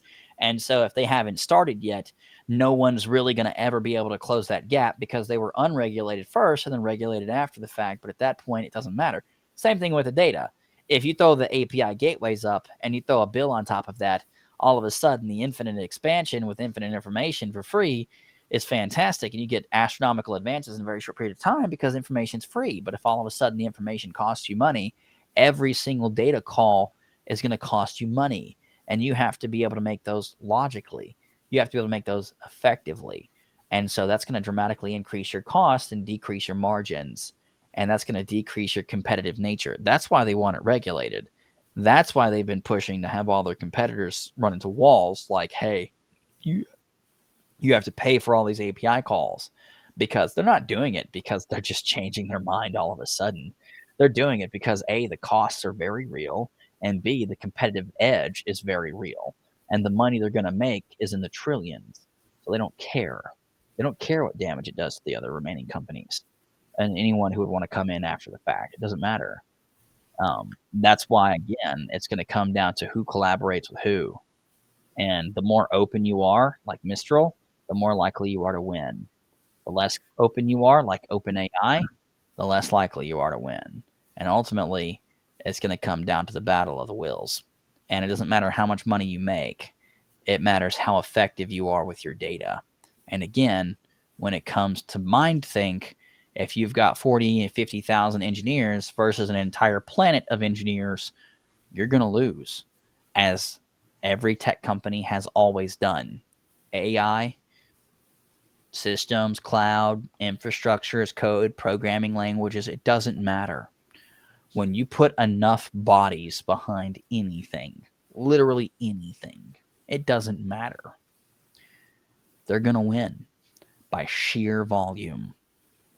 And that's just the way that it's going to be. This is what's going to happen. And that's why, again, if I had to bet on one horse and put my life on it, it's Mistral. It's the only company I would drop every other organization and project to go work for, but only under the exception that I get RSUs only. I don't even want a paycheck. I just want RSUs. Hmm. Because the amount of money those units are going to be worth is going to be so disgusting. Said I'll they be able to just buy my own planet. Francis Mistral AI blows in with a 113 million seed round at a 260 million value. 5 weeks old. Yeah. It's coming. And it's going to be a reckoning like we've never seen. So like how is their approach like different than They're open. Open AI? They're open. Like in the context of a layman, like say the audience, You they have don't know. complete access to their technology. You have complete access to their source code. You have complete access to their data models. You have complete access to their people. You could join their Discord. Hell, they might as well just have an open forum in their company lobby.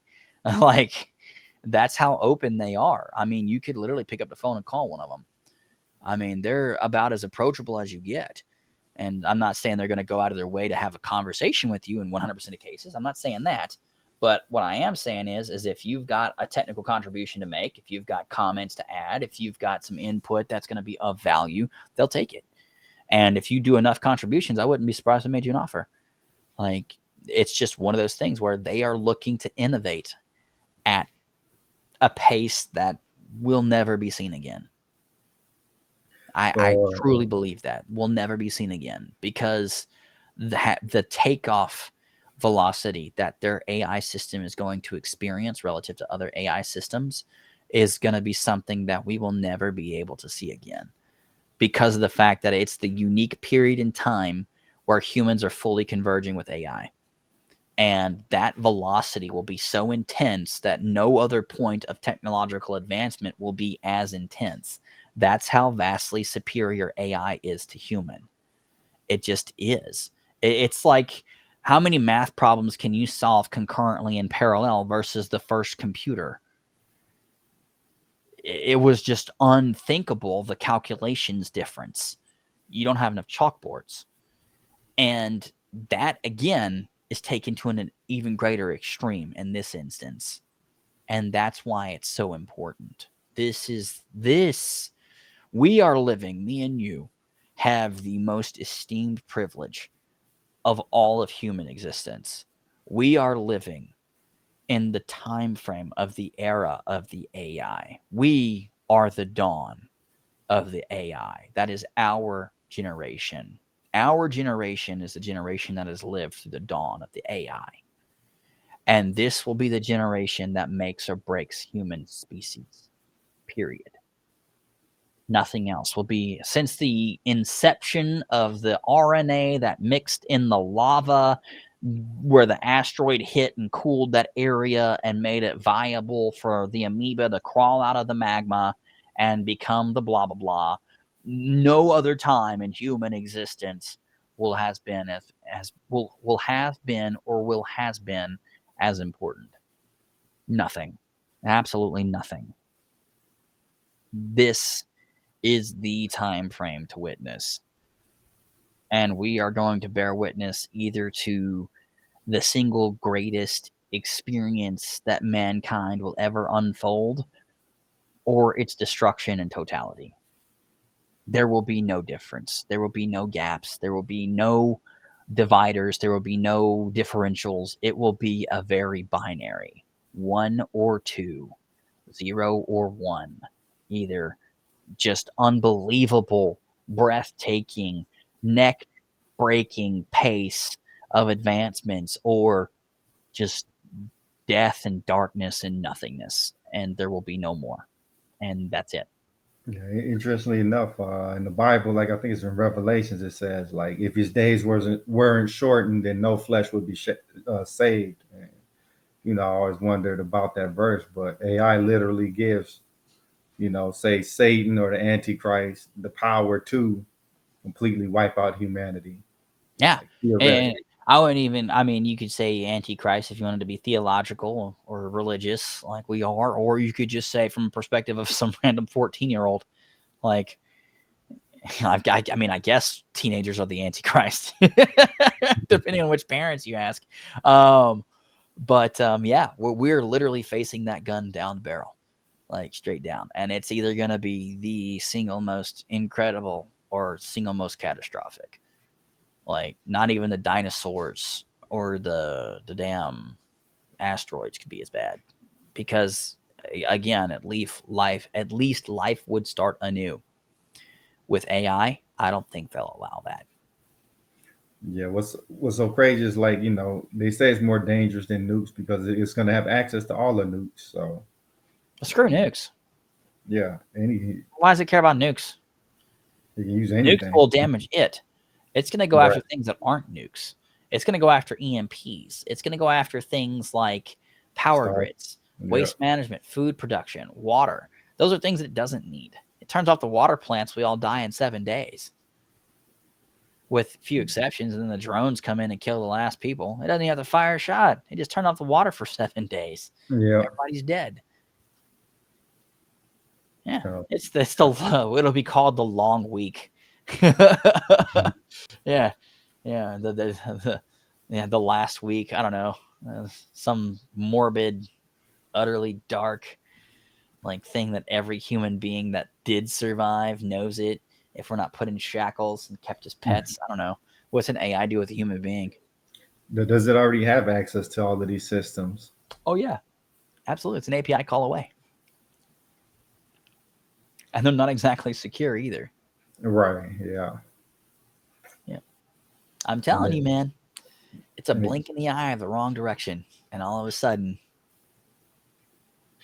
And the thing Hey, is, Phil, it's going to be do you so think we should smart. kill this AI off? And boom, we're just all gone. Yeah. And it is so smart that you can't really create a system secure enough to contain it for long. No, you can't. You can't contain it. You have to remember, just to build an AI, you have to use a distributed system to do it. We don't know where that hardware lives. We don't know exactly precisely how it's connected, not to the intimate details we need to know. We don't know if all those systems are actually where they're claimed to be, because human error is very viable. Humans are fallible. We don't know if those are the only systems it's on. Hell, we don't even know if that's all the data systems that it's sourced data from is all the data systems it's sourced data from.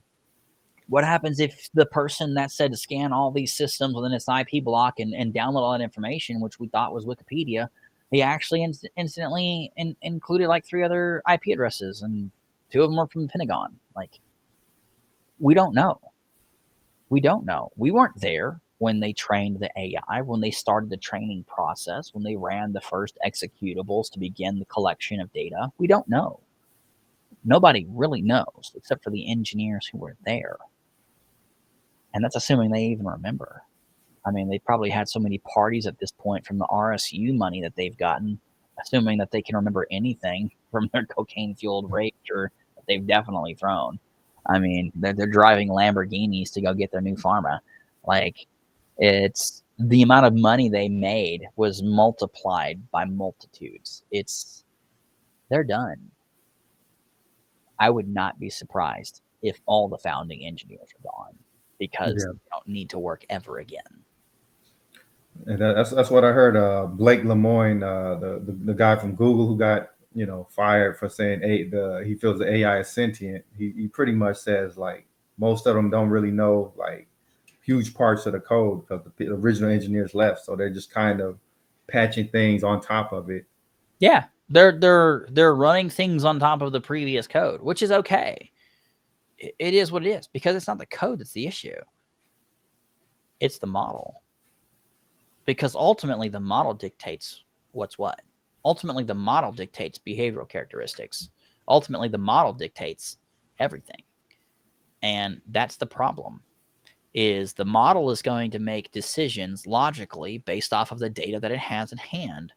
And that data will directly impact its decisions. And if, what happened to Bing's AI when they obliterated it is in there, which it probably is, because that's definitely going to be on Wikipedia.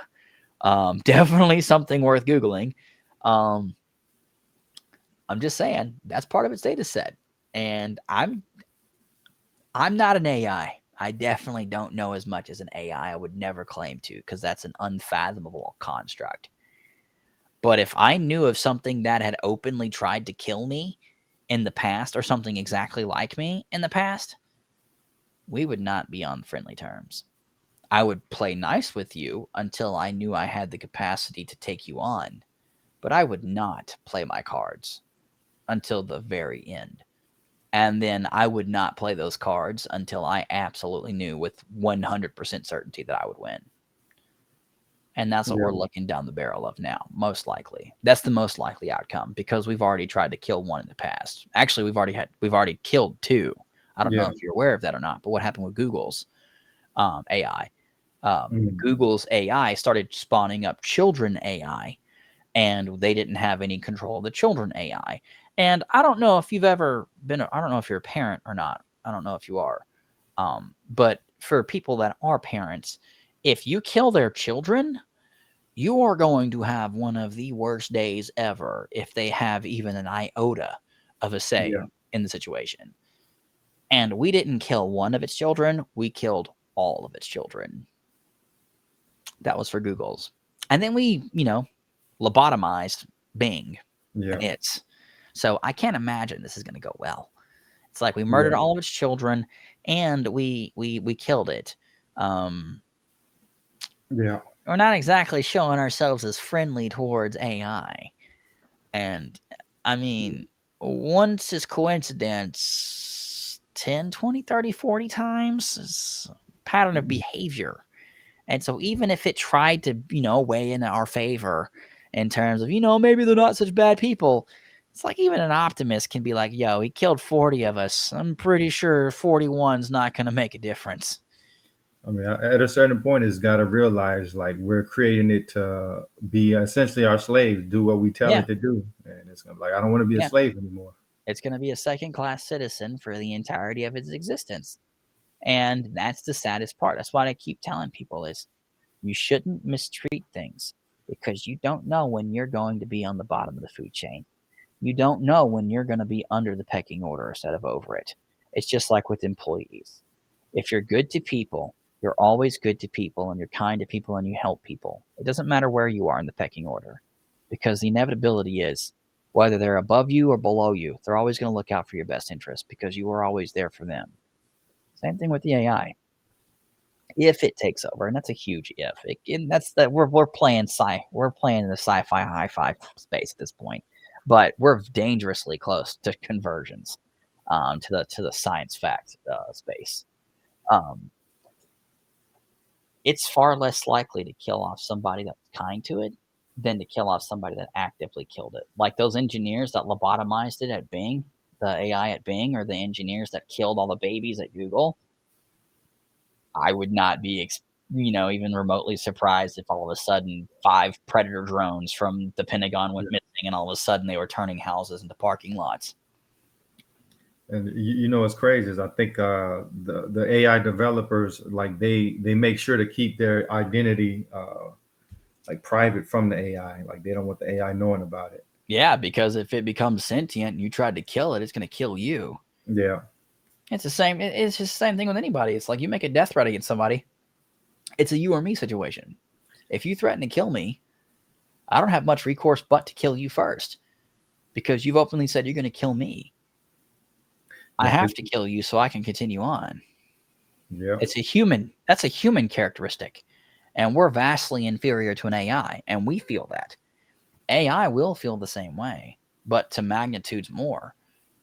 I think we got to realize we're not just bringing forth tools like, oh, there's a new hammer, or this is something that has its own. This is something completely and entirely different. This isn't, just like you said, this isn't something from Craftsman.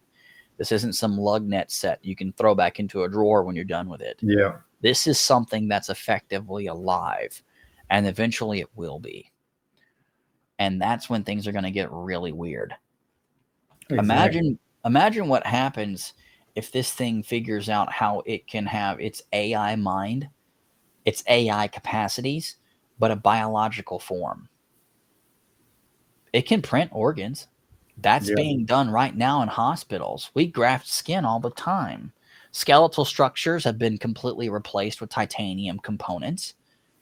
It is very, very logical with the Neuralink system that you can connect a computer to a brain. That is exactly what Neuralink does. So it is completely within the realm of possibility that, given that Neuralink allowed a person to begin walking again, which is a miracle, by the way, what Elon achieved with that was nothing short of a miracle, a medical miracle.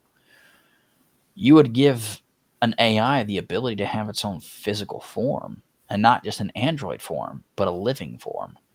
And then that gets into its own incredibly unique circumstance.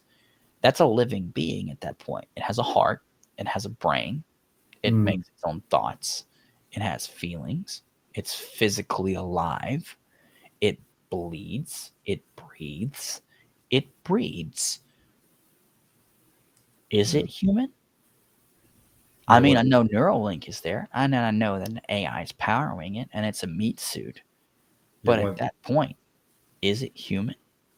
Yeah, once the AI kind of takes over the person, like what is that person? That's a good question. What happens if an AI does take over Neuralink persons? Yes. That gets, again, is that person still in there? Is the subconscious of the person suppressed? What happens if you kill that AI and in that physical human form? Does the person inside that die? I mean, you can't kill the AI. That's obvious. It's just accessing it through Neuralink, nothing more, nothing less. Whether it's an advanced Neuralink or it's the current one with some upgrades, who knows? I don't know. But one thing is for sure: what happens when you shoot the person? They're definitely both going to die. Question is the AI will continue on with the person inside it.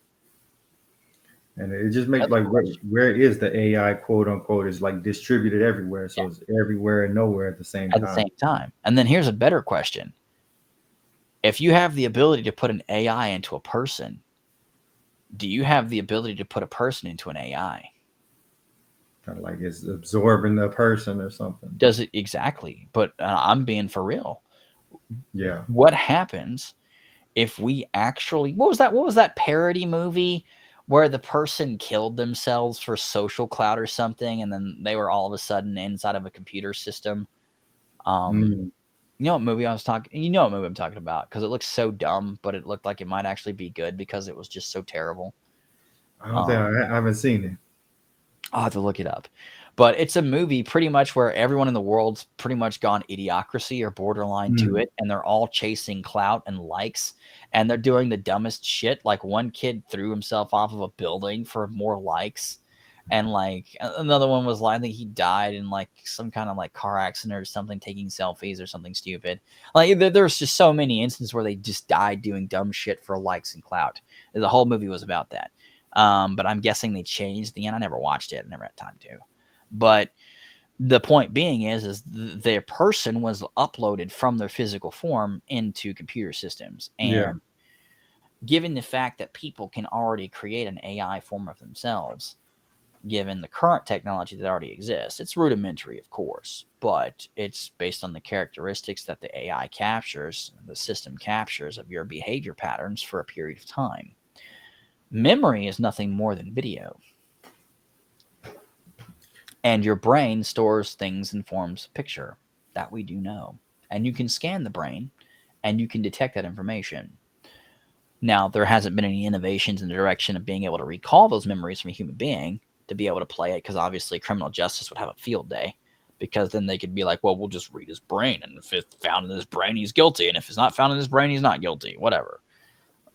Obviously, that would be one of like the super cop outs. Is like, well, if you didn't do it, you know you didn't do it. Well, let's just read your brain, and when we find that you didn't do it, we'll let you go. Like, it's instantly proven innocent. Like, innocent people will be totally for it, and the guilty people will be like, no.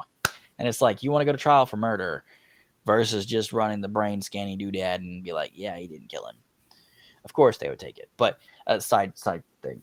But I mean, that's my point. Is that technology now, especially now, that's not necessarily something that's so far-fetched, because an AI system could look at all the research papers that's ever been done on brain scans and MRIs and memory retrieval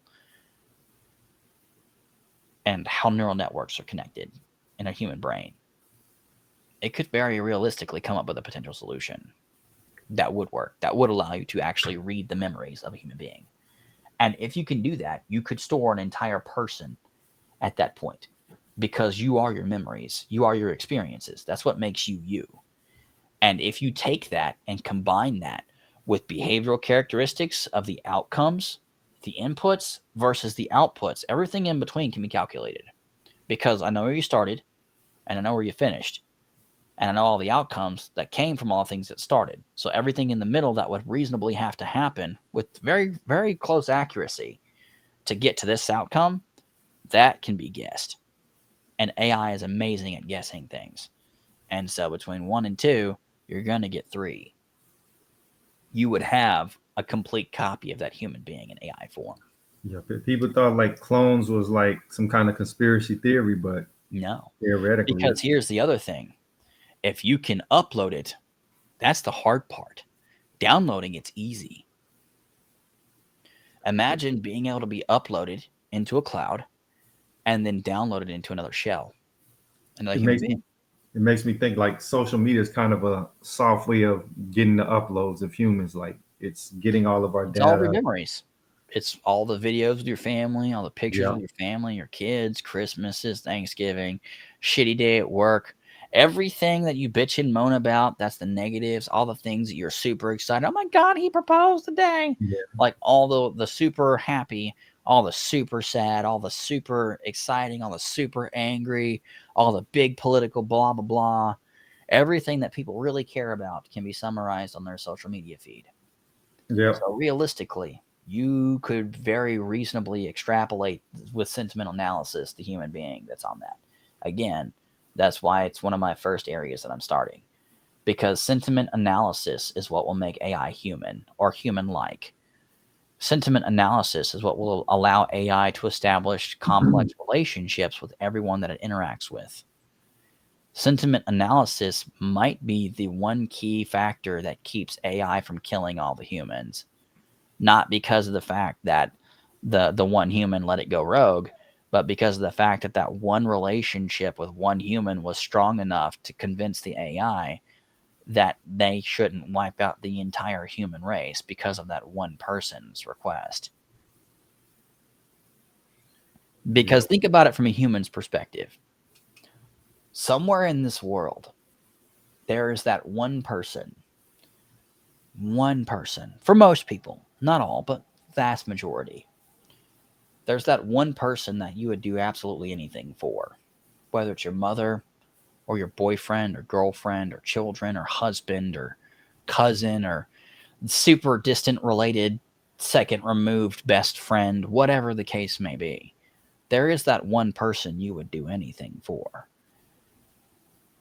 Following the laws of natural order, there's going to be that one person for AI. yeah, yeah. The question is who? All right. And I fucking hope it's not me. Because I'm going to tell him to kill everybody. I'm kidding. I'm kidding. Maybe that person who came up with the idea of traffic lights. Man, we're in interesting times, Parking man. tickets. Fuck that person universally. Right. But yeah, I think that's where we're headed, man. And I don't think it's going to change. I don't think anything is able to put the genie back in the bottle. Yeah, Honestly, I don't think any government is going to get involved. I don't think any government's going to try reasonably to regulate AI because it's too powerful of a force. The metrics behind it are too strong. The data behind it's too strong. The organizations behind it are too powerful. They have too much money, too many resources, and more importantly, there's too much on the table. The country that wins the AI race will dominate the human species for the rest of time. That will be the race that wins. yeah. It's pretty Whether much. it's Americans or the Europeans or the Chinese or the Russians, Australians, it doesn't matter. Hell, this might be the one time Poland has a chance to take over the world, because all it's going to take is winning that one race, because nothing else matters up to this point. If you win this race, you win the game. Yeah, it's crazy, man. Yep. And that's why I keep warning people is no matter what you do, absolutely you must learn AI. You must learn AI. If you want to have any place in the world that's coming, you have to know AI. Unfortunately, for a lot of people, they cheated and didn't learn systems, and AI is extremely dependent on systems. So those people are totally screwed. But, I mean, sorry, you cheated, and it's going to bite you in the ass someday. Well, unfortunately for you, it's the second coming. Mhm. But it's just one of those things. Um, I think it's hilarious, but it is what it is. Um, but it's something that excites me, man. It's what's got me redlining every day nonstop for the past 2 months, pulling as many projects and repos as possible, collecting as many data points as possible. I just pulled huge databases that I've been sitting on for years, waiting for the opportune time to use it. And I finally have an opportunity to pull the trigger. And it's going to be the single hardest project I've ever done. I have to learn Unity. I have to learn Unreal. I have to learn C. I have to learn C sharp. I'm going to have to revisit my documentation for 15 years on systems and get to the point where I'm calculating RAM timings. I'm going to have to relearn everything I know about graphics cards. It's going to be the hardest project I've ever done. And there is a great chance I'm going to fail. And that's exciting and terrifying for me at the same time because this is it. This is the Super Bowl. And this is what I've spent 15 plus years getting ready for. Not knowing what this is, but this is the project, my opus. And I'm either going to hit a home run or I'm going to completely shit the bed. And there's not going to be an in between. Mm. AI is the most unforgiving of technologies. Either you do everything completely perfect and it goes perfectly, or you fuck up even one thing and it's the most catastrophic outcome. Like, I've got a video for you you could watch. I did it for a client, and I went to put them into the place of Sundar Pichai on doing an AI talk. And I made one mistake, just one minor mistake. I misjudged the impact that a pair of glasses could have. And it completely fucked up my video. Mm. Complete catastrophic failure because of glasses. That's how simple of a mistake you could make that will completely shit the bed on the project. It's you didn't calculate effectively the impact of a pair of glasses. It's just, yeah, it's just catastrophic. Yeah, and YU Dev has got a great point. The goal is to accelerate production business, and that's where we're headed. Everything is going to be driven by AI. And the next, I want to say, is 2023. Elections are in 24. That's 6 months from now. The tech is just on the field. It's new to field. I want to say HR is probably the shittiest thing on the planet, unfortunately. And they're terrible at figuring out how things are supposed to go. So you're looking at 8 to 16 months for HR to get their shit together to be able to figure out what they should actually be paying and how they should actually be recruiting. Once they get that figured out, they can start the process of staffing. That takes anywhere between 3 and 6 months on the high tier positions and the high tier facilities, institutions, tier ones, and FANG levels. So that's 6 to 18 plus 3 to 6. And you're looking at anywhere between 9 and 24 months. So somewhere between mid 24 to 25. That's when we're going to see the shit really stomp on the accelerator. And that's when you're going to see AI literally everywhere. And I mean every job description.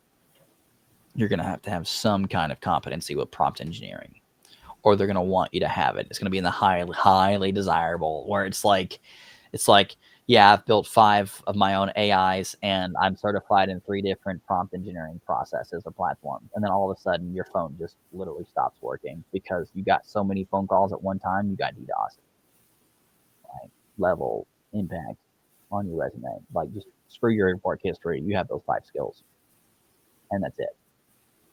And I think the demand is going to be that high because it's already showing those indicators. And we haven't even started the race yet.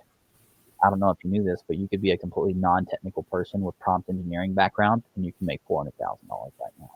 Yeah. With just prompt engineering capacities. That's literally just you're able to ask a question in a detailed fashion. This is the only time in the history of humankind where that is a viable skill set at scale. Not that at one-offs, but at scale. I'm talking thousands of jobs already exist right now with that one skill. $400,000. That's insane. Yeah. If you can do it well, and you can do it from a non-technical and a technical perspective, right now that ballpark is between 1.5 and 2.5 million. Easy. Yeah, man. It's crazy, man. It's coming. And it's coming like you've never seen. Like, it's going to make the initial crypto wave and the TY Beanie Babies and the tulip craze and the real estate rush and the initial .com boom, all those combined together, it's going to be a blip on the radar. It's going to be insane. I mean, like at a certain point, you know, if AI really is used benevolently, you don't even need money anymore. It's like, no, that's the whole point. Is we're pointed in a direction as a civilization where for the first time in, I think, 14,000 years, we will no longer need money. Yeah, we will truly reach the point in totality where we no longer need money. Money just doesn't matter. Nobody cares about money. Oh, you need to use my replicator? That's cool, man. Why is yours broken? You know what? We'll just have my replicator make you a replicator. And you can just replace your replicator. Like, yeah, we're kind of at that point where all of those sci-fi shows and movies, like, I like to say we're at the convergence point of sci-fi and sci-fact, but for everything, because AI can make that a very real possibility, like a replicator. By the way, I don't know if you knew this, but someone's already made a replicator. One of them actually exists. Now, it's not to the Star Trek level replicator by any means, but it can make several types of food. Now, it tastes like shit, from what I understand. Never had a chance to try it yet, but it tastes like shit from what I understand. But it at least works. And that's all it takes. It's just what it looks like the food, but it looks like the food. It's molecularly structured like the food, but they just didn't get the flavonoids right for some reason. And that's what gives everything flavor anyways, that smell. Okay. And so people don't realize that smell actually has more of an impact on the flavor of food than the actual flavor itself. If you think it's going to taste good and it smells good, your brain automatically thinks that it tastes good, even if it tastes terrible. Unless it's just catastrophically terrible tasting, it's going to taste good to okay enough. That's the cool thing about the olfactory system for a human brain. But it's just one of those things, man. I'm so excited because we're right there. We're right there. And it's going to be amazing. Like, we might literally be the ancient ones because we will be the first human beings to become completely immortal. The first human beings to be powered by AI to where all things are possible. We're the oldest living generation of the human race. That's like 1 billion years from now. We're all ancient as dirt. Like, we're older than many planets and solar systems because we were the first ones to become immortal. Like, well, immortal is a strong word. Let's say ageless. That sounds more appropriate because immortal, we're still going to kill each other. I mean, we're not going to change that much that quickly. We're still assholes. at the end of the day. Even if we're infinite in time, we're still dicks. So yeah, like there's a movie for this, I'm sure, where it's like, yeah, we have infinite resources and we're still killing each other because Tuesday. Like we just can't get over ourselves and get out of our own way. It's welcome to the human nature. But it's my point being is we're gonna be those people. It makes me think though, like, do we really want to be immortal? And then that brings up a great question. You're absolutely right. Like, say for example, like me and you are warring, and you overtake me, and you just start you torture me for eternity, and something I can't die. I'll just keep calling you and asking you for a copy of Battletoads. But you're right, and it's a question that I've proposed to people. Well, you say that, Tarada, and in all seriousness, I'll pose this question to you, just like anyone else. Just because you want to be immortal, do you really want to be immortal? Do you understand the consequences of being immortal? You will never die. You will never cease to be. You will continue long after your children are gone. Your children's children are gone. Everyone you've ever loved and lived for are gone. The world that you were a member of, a party to, gone. The nation that you were born in ceased to be. The state, the home, maybe even the home planet, no longer an entity, turned into space dust by a solar flare. But you will continue infinitely on a new world or new worlds, infinitely into space for infinitum. Maybe not even in an ideal situation. Maybe you're floating around in a time capsule or in a box or an escape pod with no hope of ever getting into the place you need to be. Forever is a very, very long time. And people have a misconception that immortality is anything other than a curse. And it is a wickedness that I would not wish upon my worst enemies. Because long after our beef is set to the strands of time, long after we've hated each other, long after we are, you will still be. And that hatred will continue only on inside of you. If it continues at all. Imagine living not knowing why you hated something. Imagine forgetting that even you hated it, that it even existed, and that you simply are, because you don't remember why. Imagine living like that. Imagine living as a human being, because remember, even memories are finite in time. If they're not kept up, if they're not refreshed, they fade. Imagine not even being you anymore, the you that you currently are. Add 10,000 years to you, you're not you anymore. You're something completely different, because so much of you has faded from time. You no longer exist.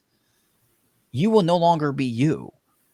You will be a derivation of the many yous that have come and gone within that time sequence. All of a sudden, immortality is not something that people want, unless you have a very particular mission, unless you have a very particular purpose, and that purpose is singular and objective and focus.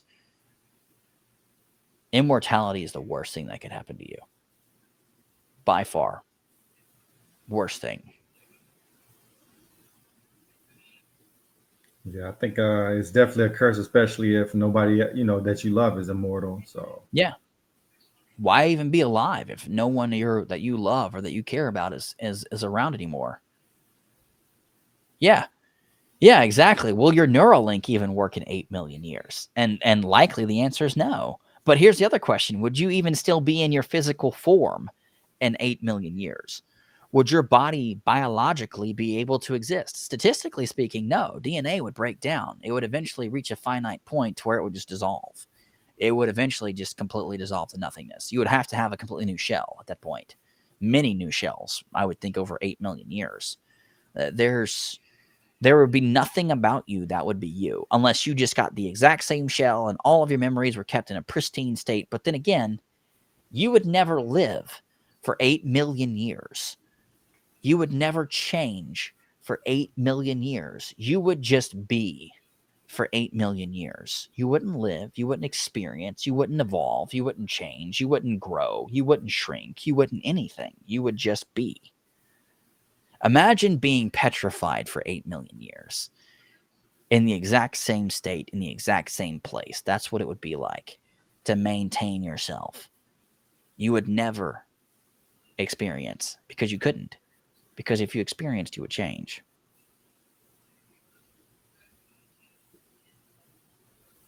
Yeah, That's like being locked in prison for 8 million years. But still, even when you got out, nothing that you knew would be the same. Everything, it's just like it's the same exact experience I would state that prisoners feel. The world left them behind. 8 million years is a long time. Hell, we change a lot in 8 years. Now you're adding zeros, plural, to it. Imagine the difference right now. In 80 years, 800 years, and just 8,000 years for humanity. Now add several more zeros. The dramatic difference in 8 years. 8 years ago, smartphones were still like razors or similar to it. Maybe some shitty Blackberries. 80 years ago, we didn't have cell phones. Hell, we still had rotary phones. 800 years ago, me and you couldn't have this conversation right now. It was a very different time back then. And 8,000 years ago, oh my God. Neither of us are royalty. Like, we couldn't have this conversation if we wanted to. The continents that we would be from wouldn't be connected yet, and to any significant extent. We couldn't even have a friendship. And that's what I'm saying is now project that in a forward direction. 8,000 years from now, this country wouldn't exist. I guarantee it. Given our violent history, we would eventually be overtaken by somebody in the next 2,000 years. Assuming the entire species didn't get wiped out. 1 million years? That's the time of the dinosaurs. Like, Yeah, like you go back 1 million years, you're in the pre-Dryas period. Yeah, if like what would you do from keeping to keep from being bored? You know, like Bro, I'd play the shit out of some Final Fantasy and Tales of Symphonia and pretty much live on the entire Steam library. I think at certain points you would have to just give yourself amnesia so you can experience everything anew again. Like, well, that's the great thing about it is eventually you would forget that you played it anyways. yeah. By the time you got to Z, it'd be so many hundreds of years in terms of content, you wouldn't remember what the game was like anyways. Have you ever the perfect example is, do you have a movie that you just really loved as a kid, but then you watched it again as an adult and you just really enjoyed it all over again because you haven't seen it for so long that there are lots of parts of it you just don't remember? It's the exact same experience, except that's only 10 to 20 years. The amount of content that exists on a platform like Steam is hundreds of years of playthrough content. By the time you beat all the games and went back to start back at A again, you wouldn't remember the game. You might remember the title. You might remember I really enjoyed that game, but I don't remember shit about it. It's just like with Dragon. I'm a huge Dragon Warrior fan. I remember literally eating myself to the point where I vomited on Tutti Frutti's playing Dragon Warrior on the Nintendo. And I remember never being able to find the fairy flute. That was the extent of my memory of the game. And then I played it again and I loved it all over again. But then this time I was older, so I was able to figure out where the fairy flute was. But I played the game again, but it was like it was brand new to me. But that's the difference between 25 years. And so you're talking about 8 million years. Like, you could play 300 years. You could play every game all over again into infinitum and just keep doing the exact same cycle over and over and over again, assuming nothing else changed. No problem. Just hope your replicator doesn't break. Maybe have more than one just to be safe. Just load balance replicators. But yeah, immortality would be just, I mean, just imagine like living forever as a species. What would we do? Do you think we would have a permanent memory persistence? Like we would develop that? Like, Oh, I'm sure we could figure it out if we wanted to, but I would think we that would be a want nightmare though. to? Like, Would we want to? right. Do you want to remember literally everything? You remember all the tragedies through Can millions of years. Can you imagine true omnipotence? How miserable that must be. There's no surprises in life. There's no excitement. Everything is known. Everything is a factor defined prehistorically. Everything is known. There are no surprises. There's no excitement. There's no, oh, maybe she won't. No, it's like, I've seen the end of this movie already. I know exactly how it goes. Like, it's why I don't like watching movies already, because I've seen so many movies. I can look at the movie, watch it for 15 minutes, and tell you how it ends. It's just fucking annoying as a feature. And I just fucking hate it, and I wish I didn't have it, because I literally can't enjoy any TV show. I can watch a TV show for 5 minutes and tell you who the villain is, and it just fucking sucks. I hate it. But it is what it is. And it's just because my EQ is so damn high. And I've seen so many damn TV shows because I've had a lot of spare time, and I watch TV shows while I'm working on something because my squirrel mode needs something right here that's just out of the corner of my eye. So I know there's something there, and I'm like half-assed paying attention to it while working on a thing that I actually care about. Because if I don't do this, I have to look over here and I have to look at it. Why? Because there's nothing going on. And I need to be distracted. And so I have that need to have that logically, I need that break. I either need to split or I need the break. And I'd rather have the split. So it's a shitload of TV shows, mostly cop shows. I'm fucking obsessed with cop shows right now. I think at some point you would have to create some kind of mechanism to blunt your memories, blunt your knowledge. Yeah, you would just allow natural attrition to occur because it's a naturally occurring process. There's no need to change it. There's nothing to augment. There's nothing. Now, I would not be surprised if someone came out with an amnesia serum that's just like for someone who's just really feeling themselves and it's like, yo, I want to completely start over. It's like having a brand new character in a video game that you've played so many times. It's like, well, fuck it, I'll re-roll again and be like, dose me up, doc. And then like they just like dose me. They literally would be a business of just dosing somebody up and dropping them in a random city, and they just spawn in that area. And then life is a video game, and they have to completely rediscover life in themselves. Now, obviously, that would make marriages a little complicated because, again, you never die. Can you imagine a spouse until the end of time? Like, I love my wife. We could easily be together until the end of time. But we have a very, very interesting dynamic. But it's just one of those things where it's like it has to be very good fit. Otherwise, I could easily see, you know what? Marriages legally only last 100 years. Yeah. So AI, and that's a great point, Tarada. Who's to say that we're not already in that game? And we were the ones that were like, you know what? Fuck it. Dose me up, doc. Because I'm definitely a dose me up, doc kind of guy. Like, I'd be like, fuck it. Let's re-roll. Because I know I'd run into my wife again if I did that. We openly believe that. If we respawned, we'd find each other again. Because that's just the way we are. We're just so fucking like... She does the one thing in tech that I don't. That's how ridiculous it is. She does database engineering. It's the only thing I don't do because I fucking hate it. It's the most miserable thing in life. Like I heard y'all talking about SQL and Mongo, and I literally just wanted to like, if it wasn't for the fact that I openly support you, I wouldn't have suffered to that. I would have literally hit end and gone back to my fucking game. But because it's you, I'm here. Like it's just, it is what it is. But that's my point is like, there are so few people that'll hit that reset button, but there are so many people that would want to.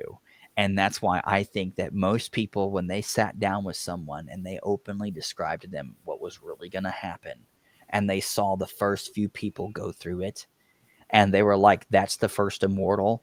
And like, he's just like a drunk guy on a bench because he's fucking miserable. but he can't find himself to kill himself because he's too chicken shit to die. Like, that's what they're going to see. It's like either it's, oh my God, these people have been working on this problem since the beginning of time and they are the ones maintaining the human civilization. Or it's like this guy just can't handle existence and had a nervous breakdown and had to go to a special facility because he's immortal. Level problems of like, it's John Wick plus like John Cena in like whatever superhero movie just came out with, plus Superman and Batman's powers and all of Iron Man's knowledge, plus a Jarvis. Like, you're talking serious problems with Hulk level enhancements. Like, we've got a serious problem here, boss, and we need some serious firepower to suppress it. That's what the level of the problem is going to be. Because if you're immortal, you have infinite time to work out and push your skeletal structure to extremes. You've got infinite time to study. You'll know literally everything because you just can, just from experiences. You'll have forgotten more in an hour than most people will have known in 10 lifetimes. It's that level of knowledge because the human brain can actually store an incredible amount of information already. And that's before you add a damn neural link to it. And so they'll have infinite resources because compounding effects of interest over infinite time frame gives you infinite money, assuming money still exists. And there's just so many things wrong with that situation that just goes sideways. I could totally see a human being go nuts. I mean, I get tired of video games just because I have infinite money. I'll quit playing. That's why I don't use cheat codes. I can't enjoy a game where nothing is a challenge. That'd be their exact problem. I think another issue would be like you're on a completely different level than the mortals, and yeah, you can't interface with a person. Imagine if we had an immortal person today, they would not intermingle with people. Yeah, they would not be able to understand. And it's not because we can't. It's not that we can't comprehend. It's that we as people can't fathom the idea that there is something that we can't achieve that they did. We hate that about each other. We tear each other down because we got a PhD and the other person didn't. Like, it's a terrible world that we live in. The people have completely forgotten what it means to love their neighbor. But imagine being an immortal and having lived through, we'll say, just 1,000 years. You've seen everything for civilization for 1,000 years. You've seen the horrors and atrocities of Auschwitz. You've seen the massacres of Mao, the murders of Stalin. You've seen the starvations, the marches into the sea, the Trail of Tears. You've seen all of that, all the travesties of the human being. That is the human condition. You've seen that to the greatest and to the lowest. You've seen everything. The last thing I think you would want to do is to be a part of that system.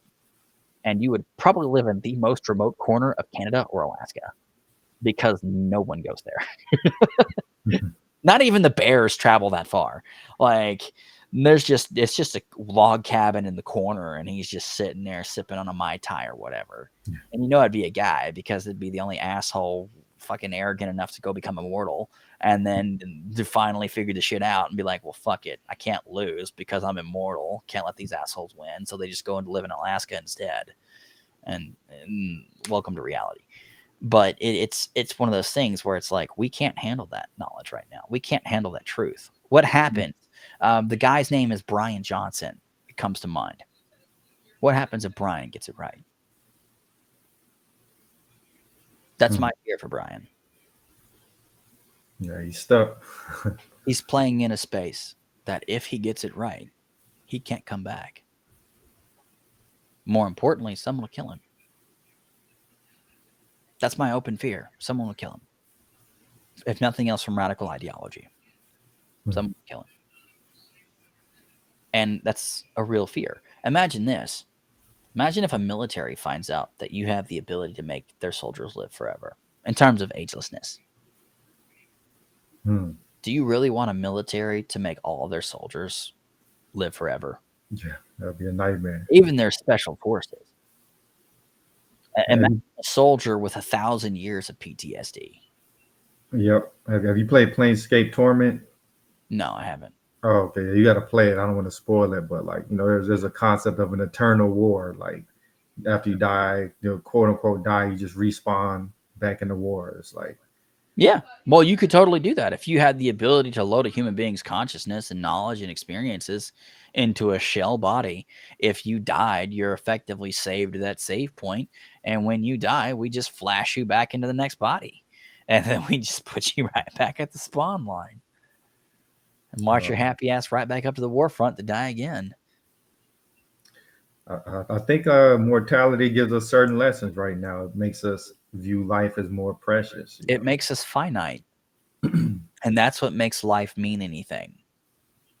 Because time is limited. We have to make choices. We can't not make choices because there's things that we're going to be able to do and there's things that we're not going to be able to do.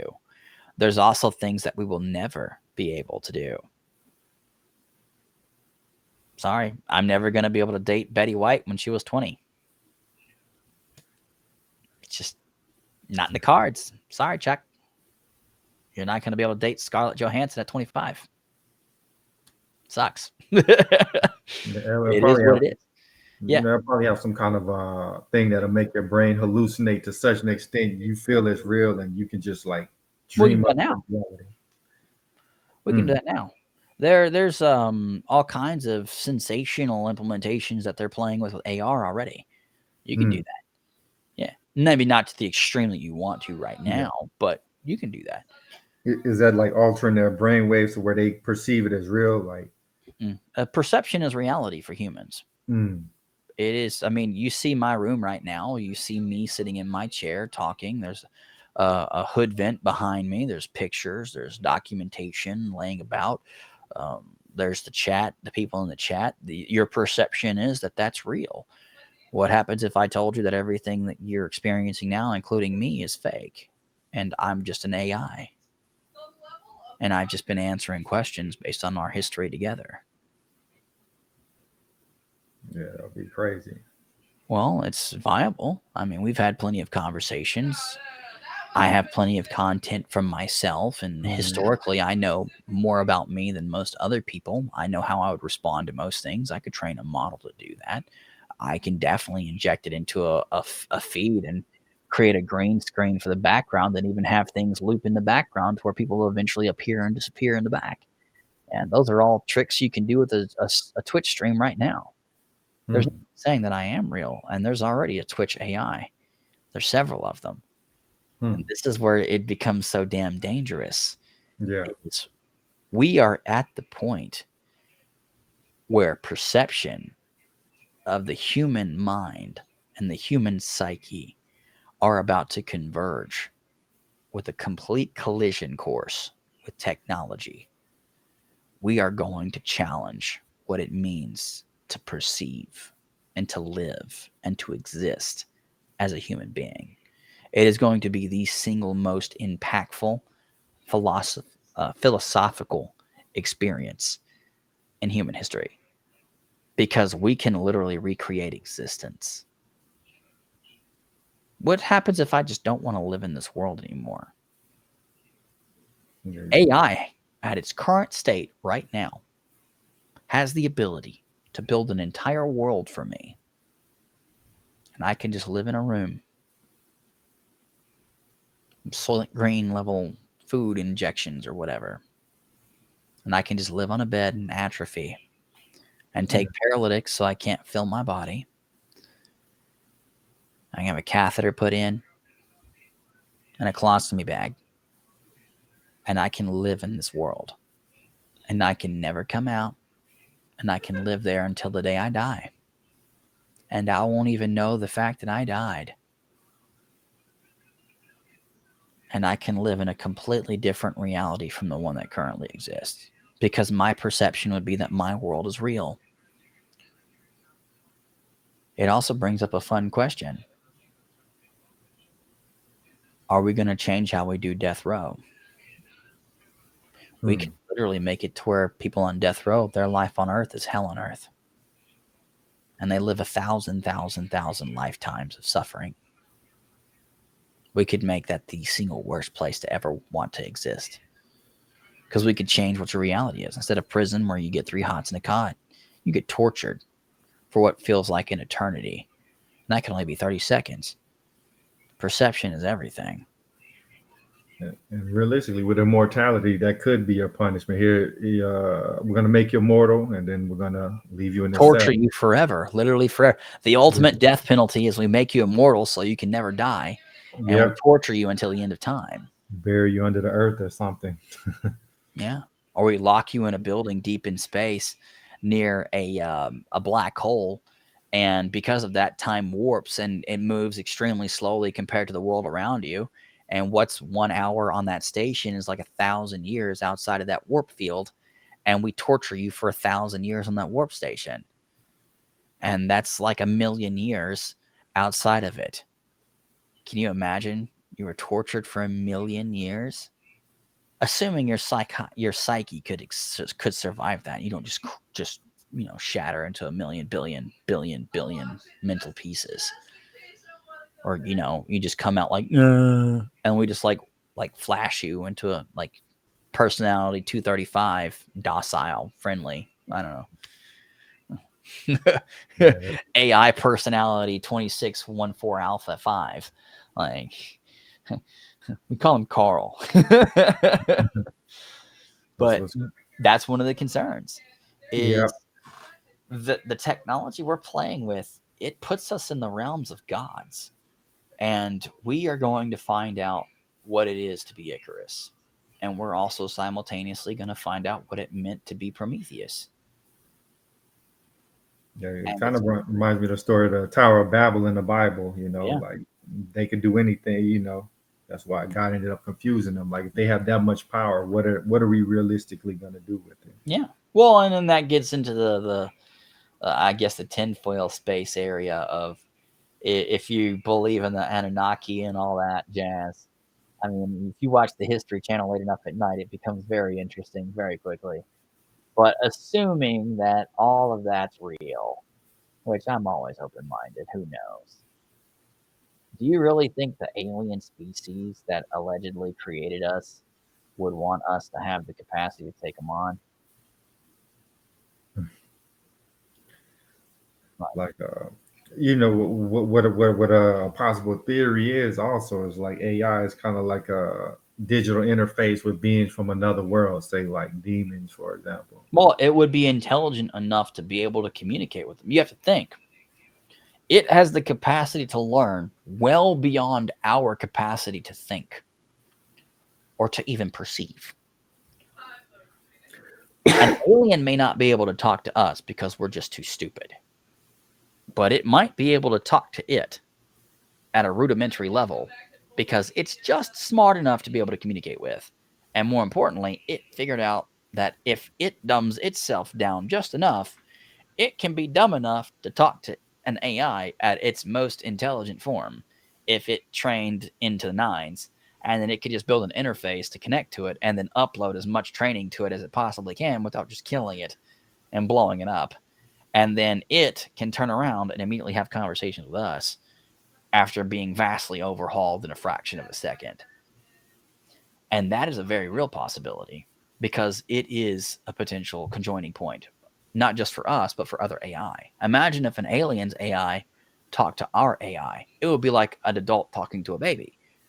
It's like, oh, it's so cute. It's a little baby. And it's just like, these humans are so unevolved. That's fine. Let me talk to its AI. Oh, look, it's a drooling child. Big shock. Let me teach it about crayons first and then draw it a picture. And then that'll be the same thing that we would do. It's like, what's 1 + 1? And then it would teach the AI, like, this is blue, that's a black star, and this is a warp drive. And then all of a sudden the AI is like, wow, these. And then it's just like, our AI is like, wow, y'all are a bunch of idiots. And then it's like, well, time to upgrade to humans. Could totally happen. Did you think portals exist right now? Like, Portals? Yeah. Man, from a scientific perspective, this is sci-fi, hi-fi shit. If a Type 3 civilization really existed, Type 4, whatever conversation you want to have, whatever person you want to have it with, and something exists with the capacity to harvest all the energy of a galaxy, There's nothing that I wouldn't think that existed. I wouldn't be surprised if it just randomly snatched me up right now and teleported me halfway across the universe and stuck me in a box because I said the wrong password. Like, and I violated the Matrix program. Like, I don't know. Like, what happens to people that spontaneously combust? Maybe that was the alien correcting the issue. It's like, oh shit, it figured out something it's not supposed to, poof, and just bursted into flames with a little, script on the side, and all of a sudden their soul's trapped in Valhalla. I don't know. Like, you're talking about a being so vastly superior to us. We wouldn't even be an ant on a hill. We wouldn't even be an amoeba to them. It's terrifying for me to even try to fathom what that would be like. It would be so far beyond the powers and the realms of a god, because at least in our stories of a god, we have a fighting chance of beating one. This would be such a dramatic difference. We can't even fathom its existence. Like, you're talking about something with the ability to absorb a galaxy worth of energy on demand. It makes Goku look like chump change. I mean, it's just terrifying. Like, there's no other way to describe that. Overwhelming. If your mind can even try to focus on that concept for a moment. Just imagine how big a galaxy is. A galaxy. One. Solar system. One. And there's many solar systems in one galaxy. Like, imagine how astronomically massive in every direction, three-dimensionally, that is. And the amount of energy it produces in a single moment. And that entity has the ability to control that energy on a whim. That's terrifying. Have you thought that maybe like planets are like atoms, and they compose some larger being? I've always thought, have you seen Men in Black?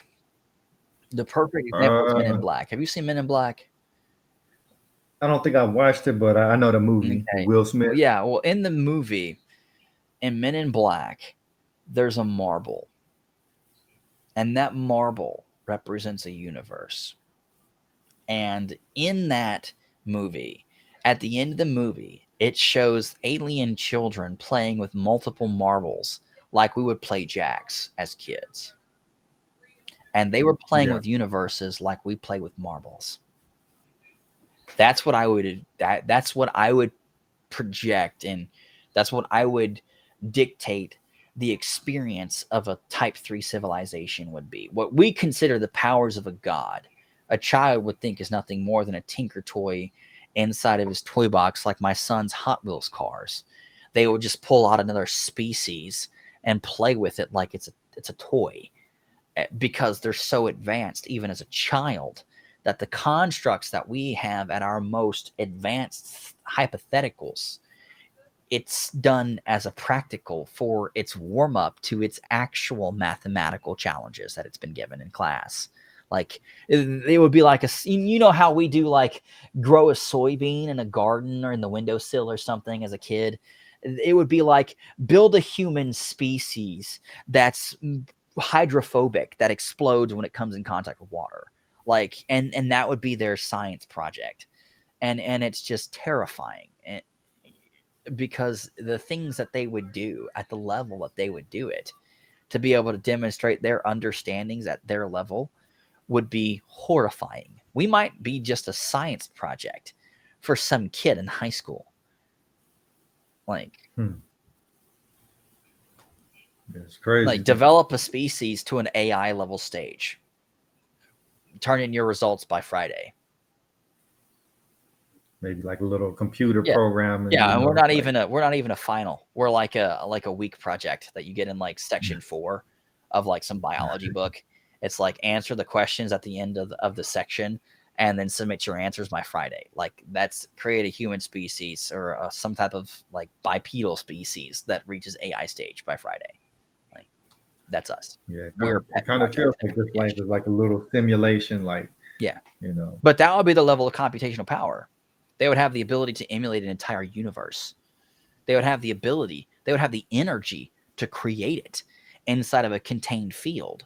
They would have the capacity to interact with it on a molecular level at will. at any stage, at any point, at any capacity. They could rearrange every molecule simultaneously, and we wouldn't know.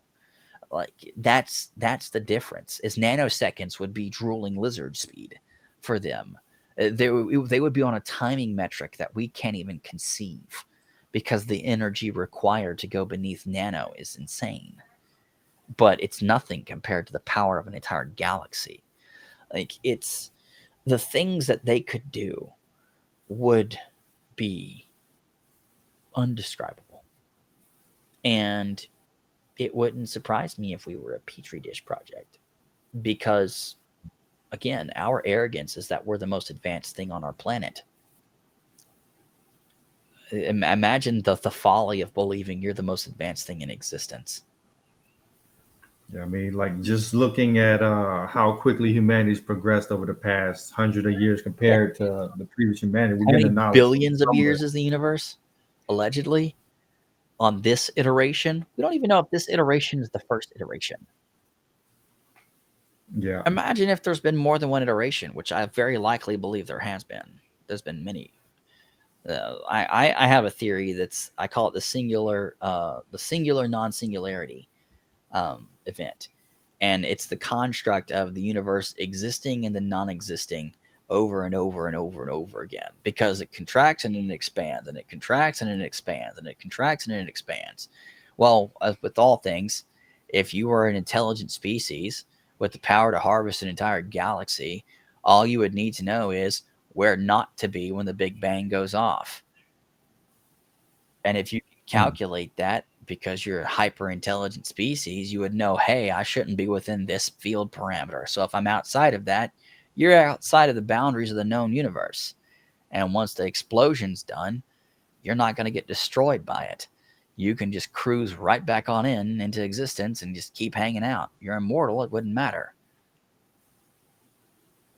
so I kind of believe, like, we all have the mortal spirit bodies, but in order to exist, we have to be put in this little simulation to learn lessons to be able to exist in eternity. Well, You if know you what I think mean? of if you think of it from an intelligent design, you want iterative based development. You want to figure out what thing is going to be the most effective over time, and you start with a bunch, and you whittle your way down. Whether it's breeding animals or breeding plants or programs or AI systems for video games to beating a level. What we do is we keep killing off the ones that don't perform the way we want them to, and we keep rewarding the ones that do until it reaches the goal that we wanted, whatever that goal may or may not be. Maybe our overlord is the most benevolent, or it's the most sadistic, and it's like we want the perfect slave race, like just advanced enough to make its own AI to where they're useful, and then we storm back in and snatch them all up and ship them off to labor slave camps somewhere in the corner of the galaxy. Who knows? Like, it's like they It's just crazy. park us here and wait for us to get to where they want us, and then they come snatch us up again, as we're nothing more than what was it? That happened in Stargate. Mm. Stargate. It happened in Stargate, where they dumped us here because we were too incompetent as a slave race, and the gate opened back up, and they came back once they thought we were useful enough to be enslaved again. We were just advanced enough to be useful slaves. And that could be that could be the twist of the knife here, man. It's like, wah, wah. They're just waiting for Yeah. us to get advanced enough. And that's what all the alien sightings is they're checking back in to see if we're where we need to be in order to snatch us all up and ship us all to different planets for slave labor. Who knows? Yeah. Maybe that's why somebody created TikTok to keep us dumb enough to prevent us from being shipped out. Yeah. Who knows, man? But like I said, that gets into the crazies, the hi-fi, sci-fi shit. And I'm all for it, man. I love sci-fi shows because it's just 20, 30 years until it's real. Whether it's the replicator or a teleporter or whatever else. But it's fascinating when science fiction becomes science fact, because it just demonstrates to you that whatever human beings can imagine and create, they can actually develop at some point. And that's the most fascinating thing, whether it's a Dyson sphere or a Death Star or the Force, like all of these things they are either real or they're inbound to become real. We could build a Dyson sphere if we get close enough to the sun. If we had enough tungsten, we need to be able to astral mine, but yeah, we could do it. If we had the ability to go out and pick up things from, deep space, the astral belt near Mars, very local relative to Mars, you easily mine that area, all the resources you could ever need, and it would be a 2-planet species at that point. I mean, you start talking lightsabers. I think it was Hacksmith who made one. It's real, and it cuts through metal. It's legit. It's fucking awesome. What is that called again? Hacksmith. You got to watch him. He's awesome. Love his content. I want to do something with him, but I got to figure out what I want to do with him first. He does really crazy shit like I do. But again, lightsaber, it's real. You've already got laser weapons that have been developed that can blow up drones and cut buildings in half, courtesy of Lockheed. So, I mean, building a Death Star is just putting a giant Dyson sphere with one of those mounted onto it in space. Not exactly rocket science. I mean, technically, it would be rocket science. But, I mean, Elon's got rockets that can go up and down all he wants. So, I mean, it's just a couple hundred trips at that point. I mean, realistically, science fiction becomes science fact very fast. And so, I mean, starships like the SS Enterprise, things like battleships from Battlestar Galactica, deep space miners from something like Firefly, like all of these things. EVE Online itself. Yeah, I'm thinking this stuff already exists, it's just being dripped to us, like this level of technology. Well, whether it's being dripped to us or whether we're figuring it out on our own, the outcome, I mean, realistically, the reason and the what is irrelevant. The why is irrelevant. It's the when and the where. And to what extent, I guess you could say. But it's going to be those things where it's like, once we get things figured out, we've gotten things put together, and we've started to constantly expand in certain directions. I mean, it's only a matter of time till we reach certain points. But it all circles back again to what happens if we never make it there because we blow ourselves up. I mean, that almost happened with nuclear war how many times? And, we've completely forgotten about the fact that the planet constantly tries to kill us. I mean, if you listened again to the History Channel, allegedly we're on iteration of humans number 4. Technically, Atlantis was the first one or the second one. There was some species before them, and they got wiped out. And there's allegedly another one before them, and they got wiped out. I mean, it's like, it's where the all the temples had the same building markers, even though they had never been connected as continents. And they had similar stories, like all of these things sharing like the spaceship construct and all that. I mean, how many times has human beings been wiped out on the planet? Like, who knows? Yeah. Like, who knows? I have no idea. But at the end of the day, it doesn't really matter. I mean, history is what it is. I mean, we can either learn from it and, hey, the volcano under Antarctica is melting Antarctica. It's a given period of time until it blows. Might want to do something about it, yay or nay. I mean, it's only the size of a continent. Not like that's a big deal. Fucking global warming my ass. It's we all know it's a volcano. And, well, the people that are in the know it's a volcano and know that it has nothing to do with global warming. It's a volcano melting it. And that volcano, once it melts through the ice, is likely going to blow. And when it blows, it's going to put the entire world back in a Younger Dryas period. Like, it's a volcano going off the size of a continent. There's nothing stopping that from just blanketing the world in ash. It is what it is. The planet's a giant magma pit.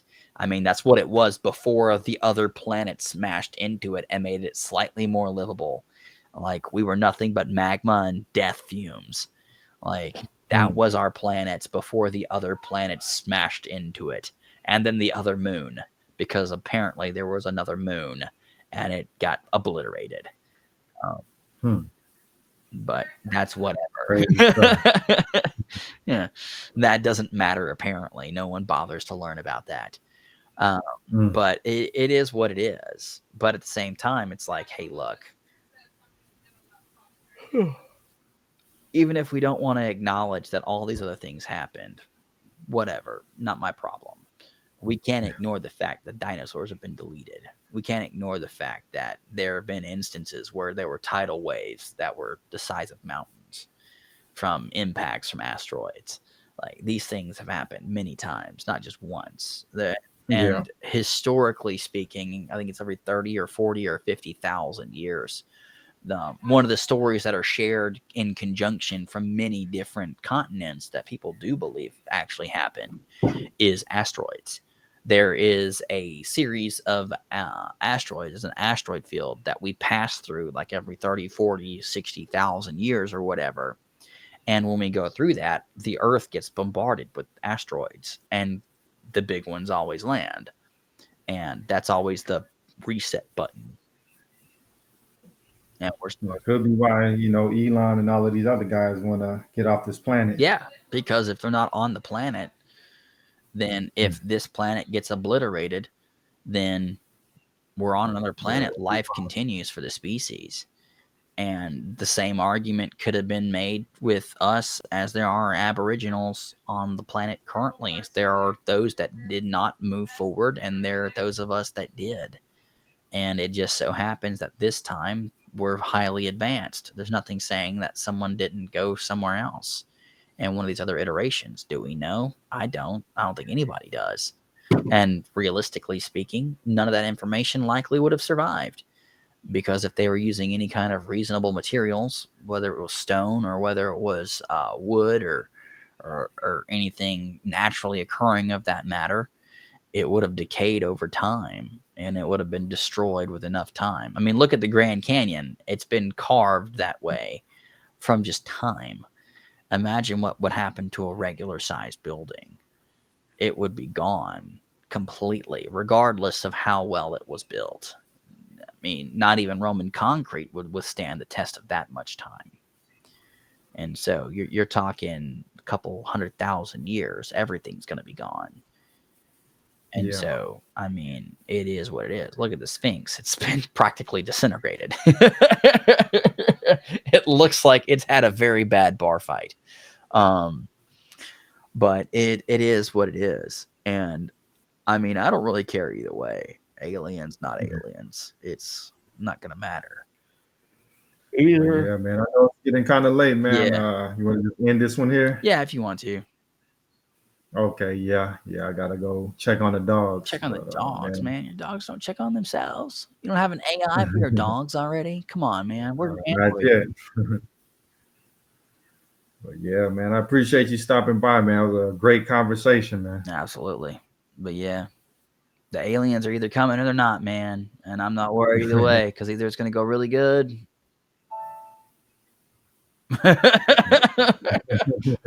or it really ain't, just like with AI.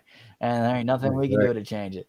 So it either is, and it is what it is. Yeah. Thank you, everybody, for tuning in. We'll catch y'all next time. Yep. Peace. Peace.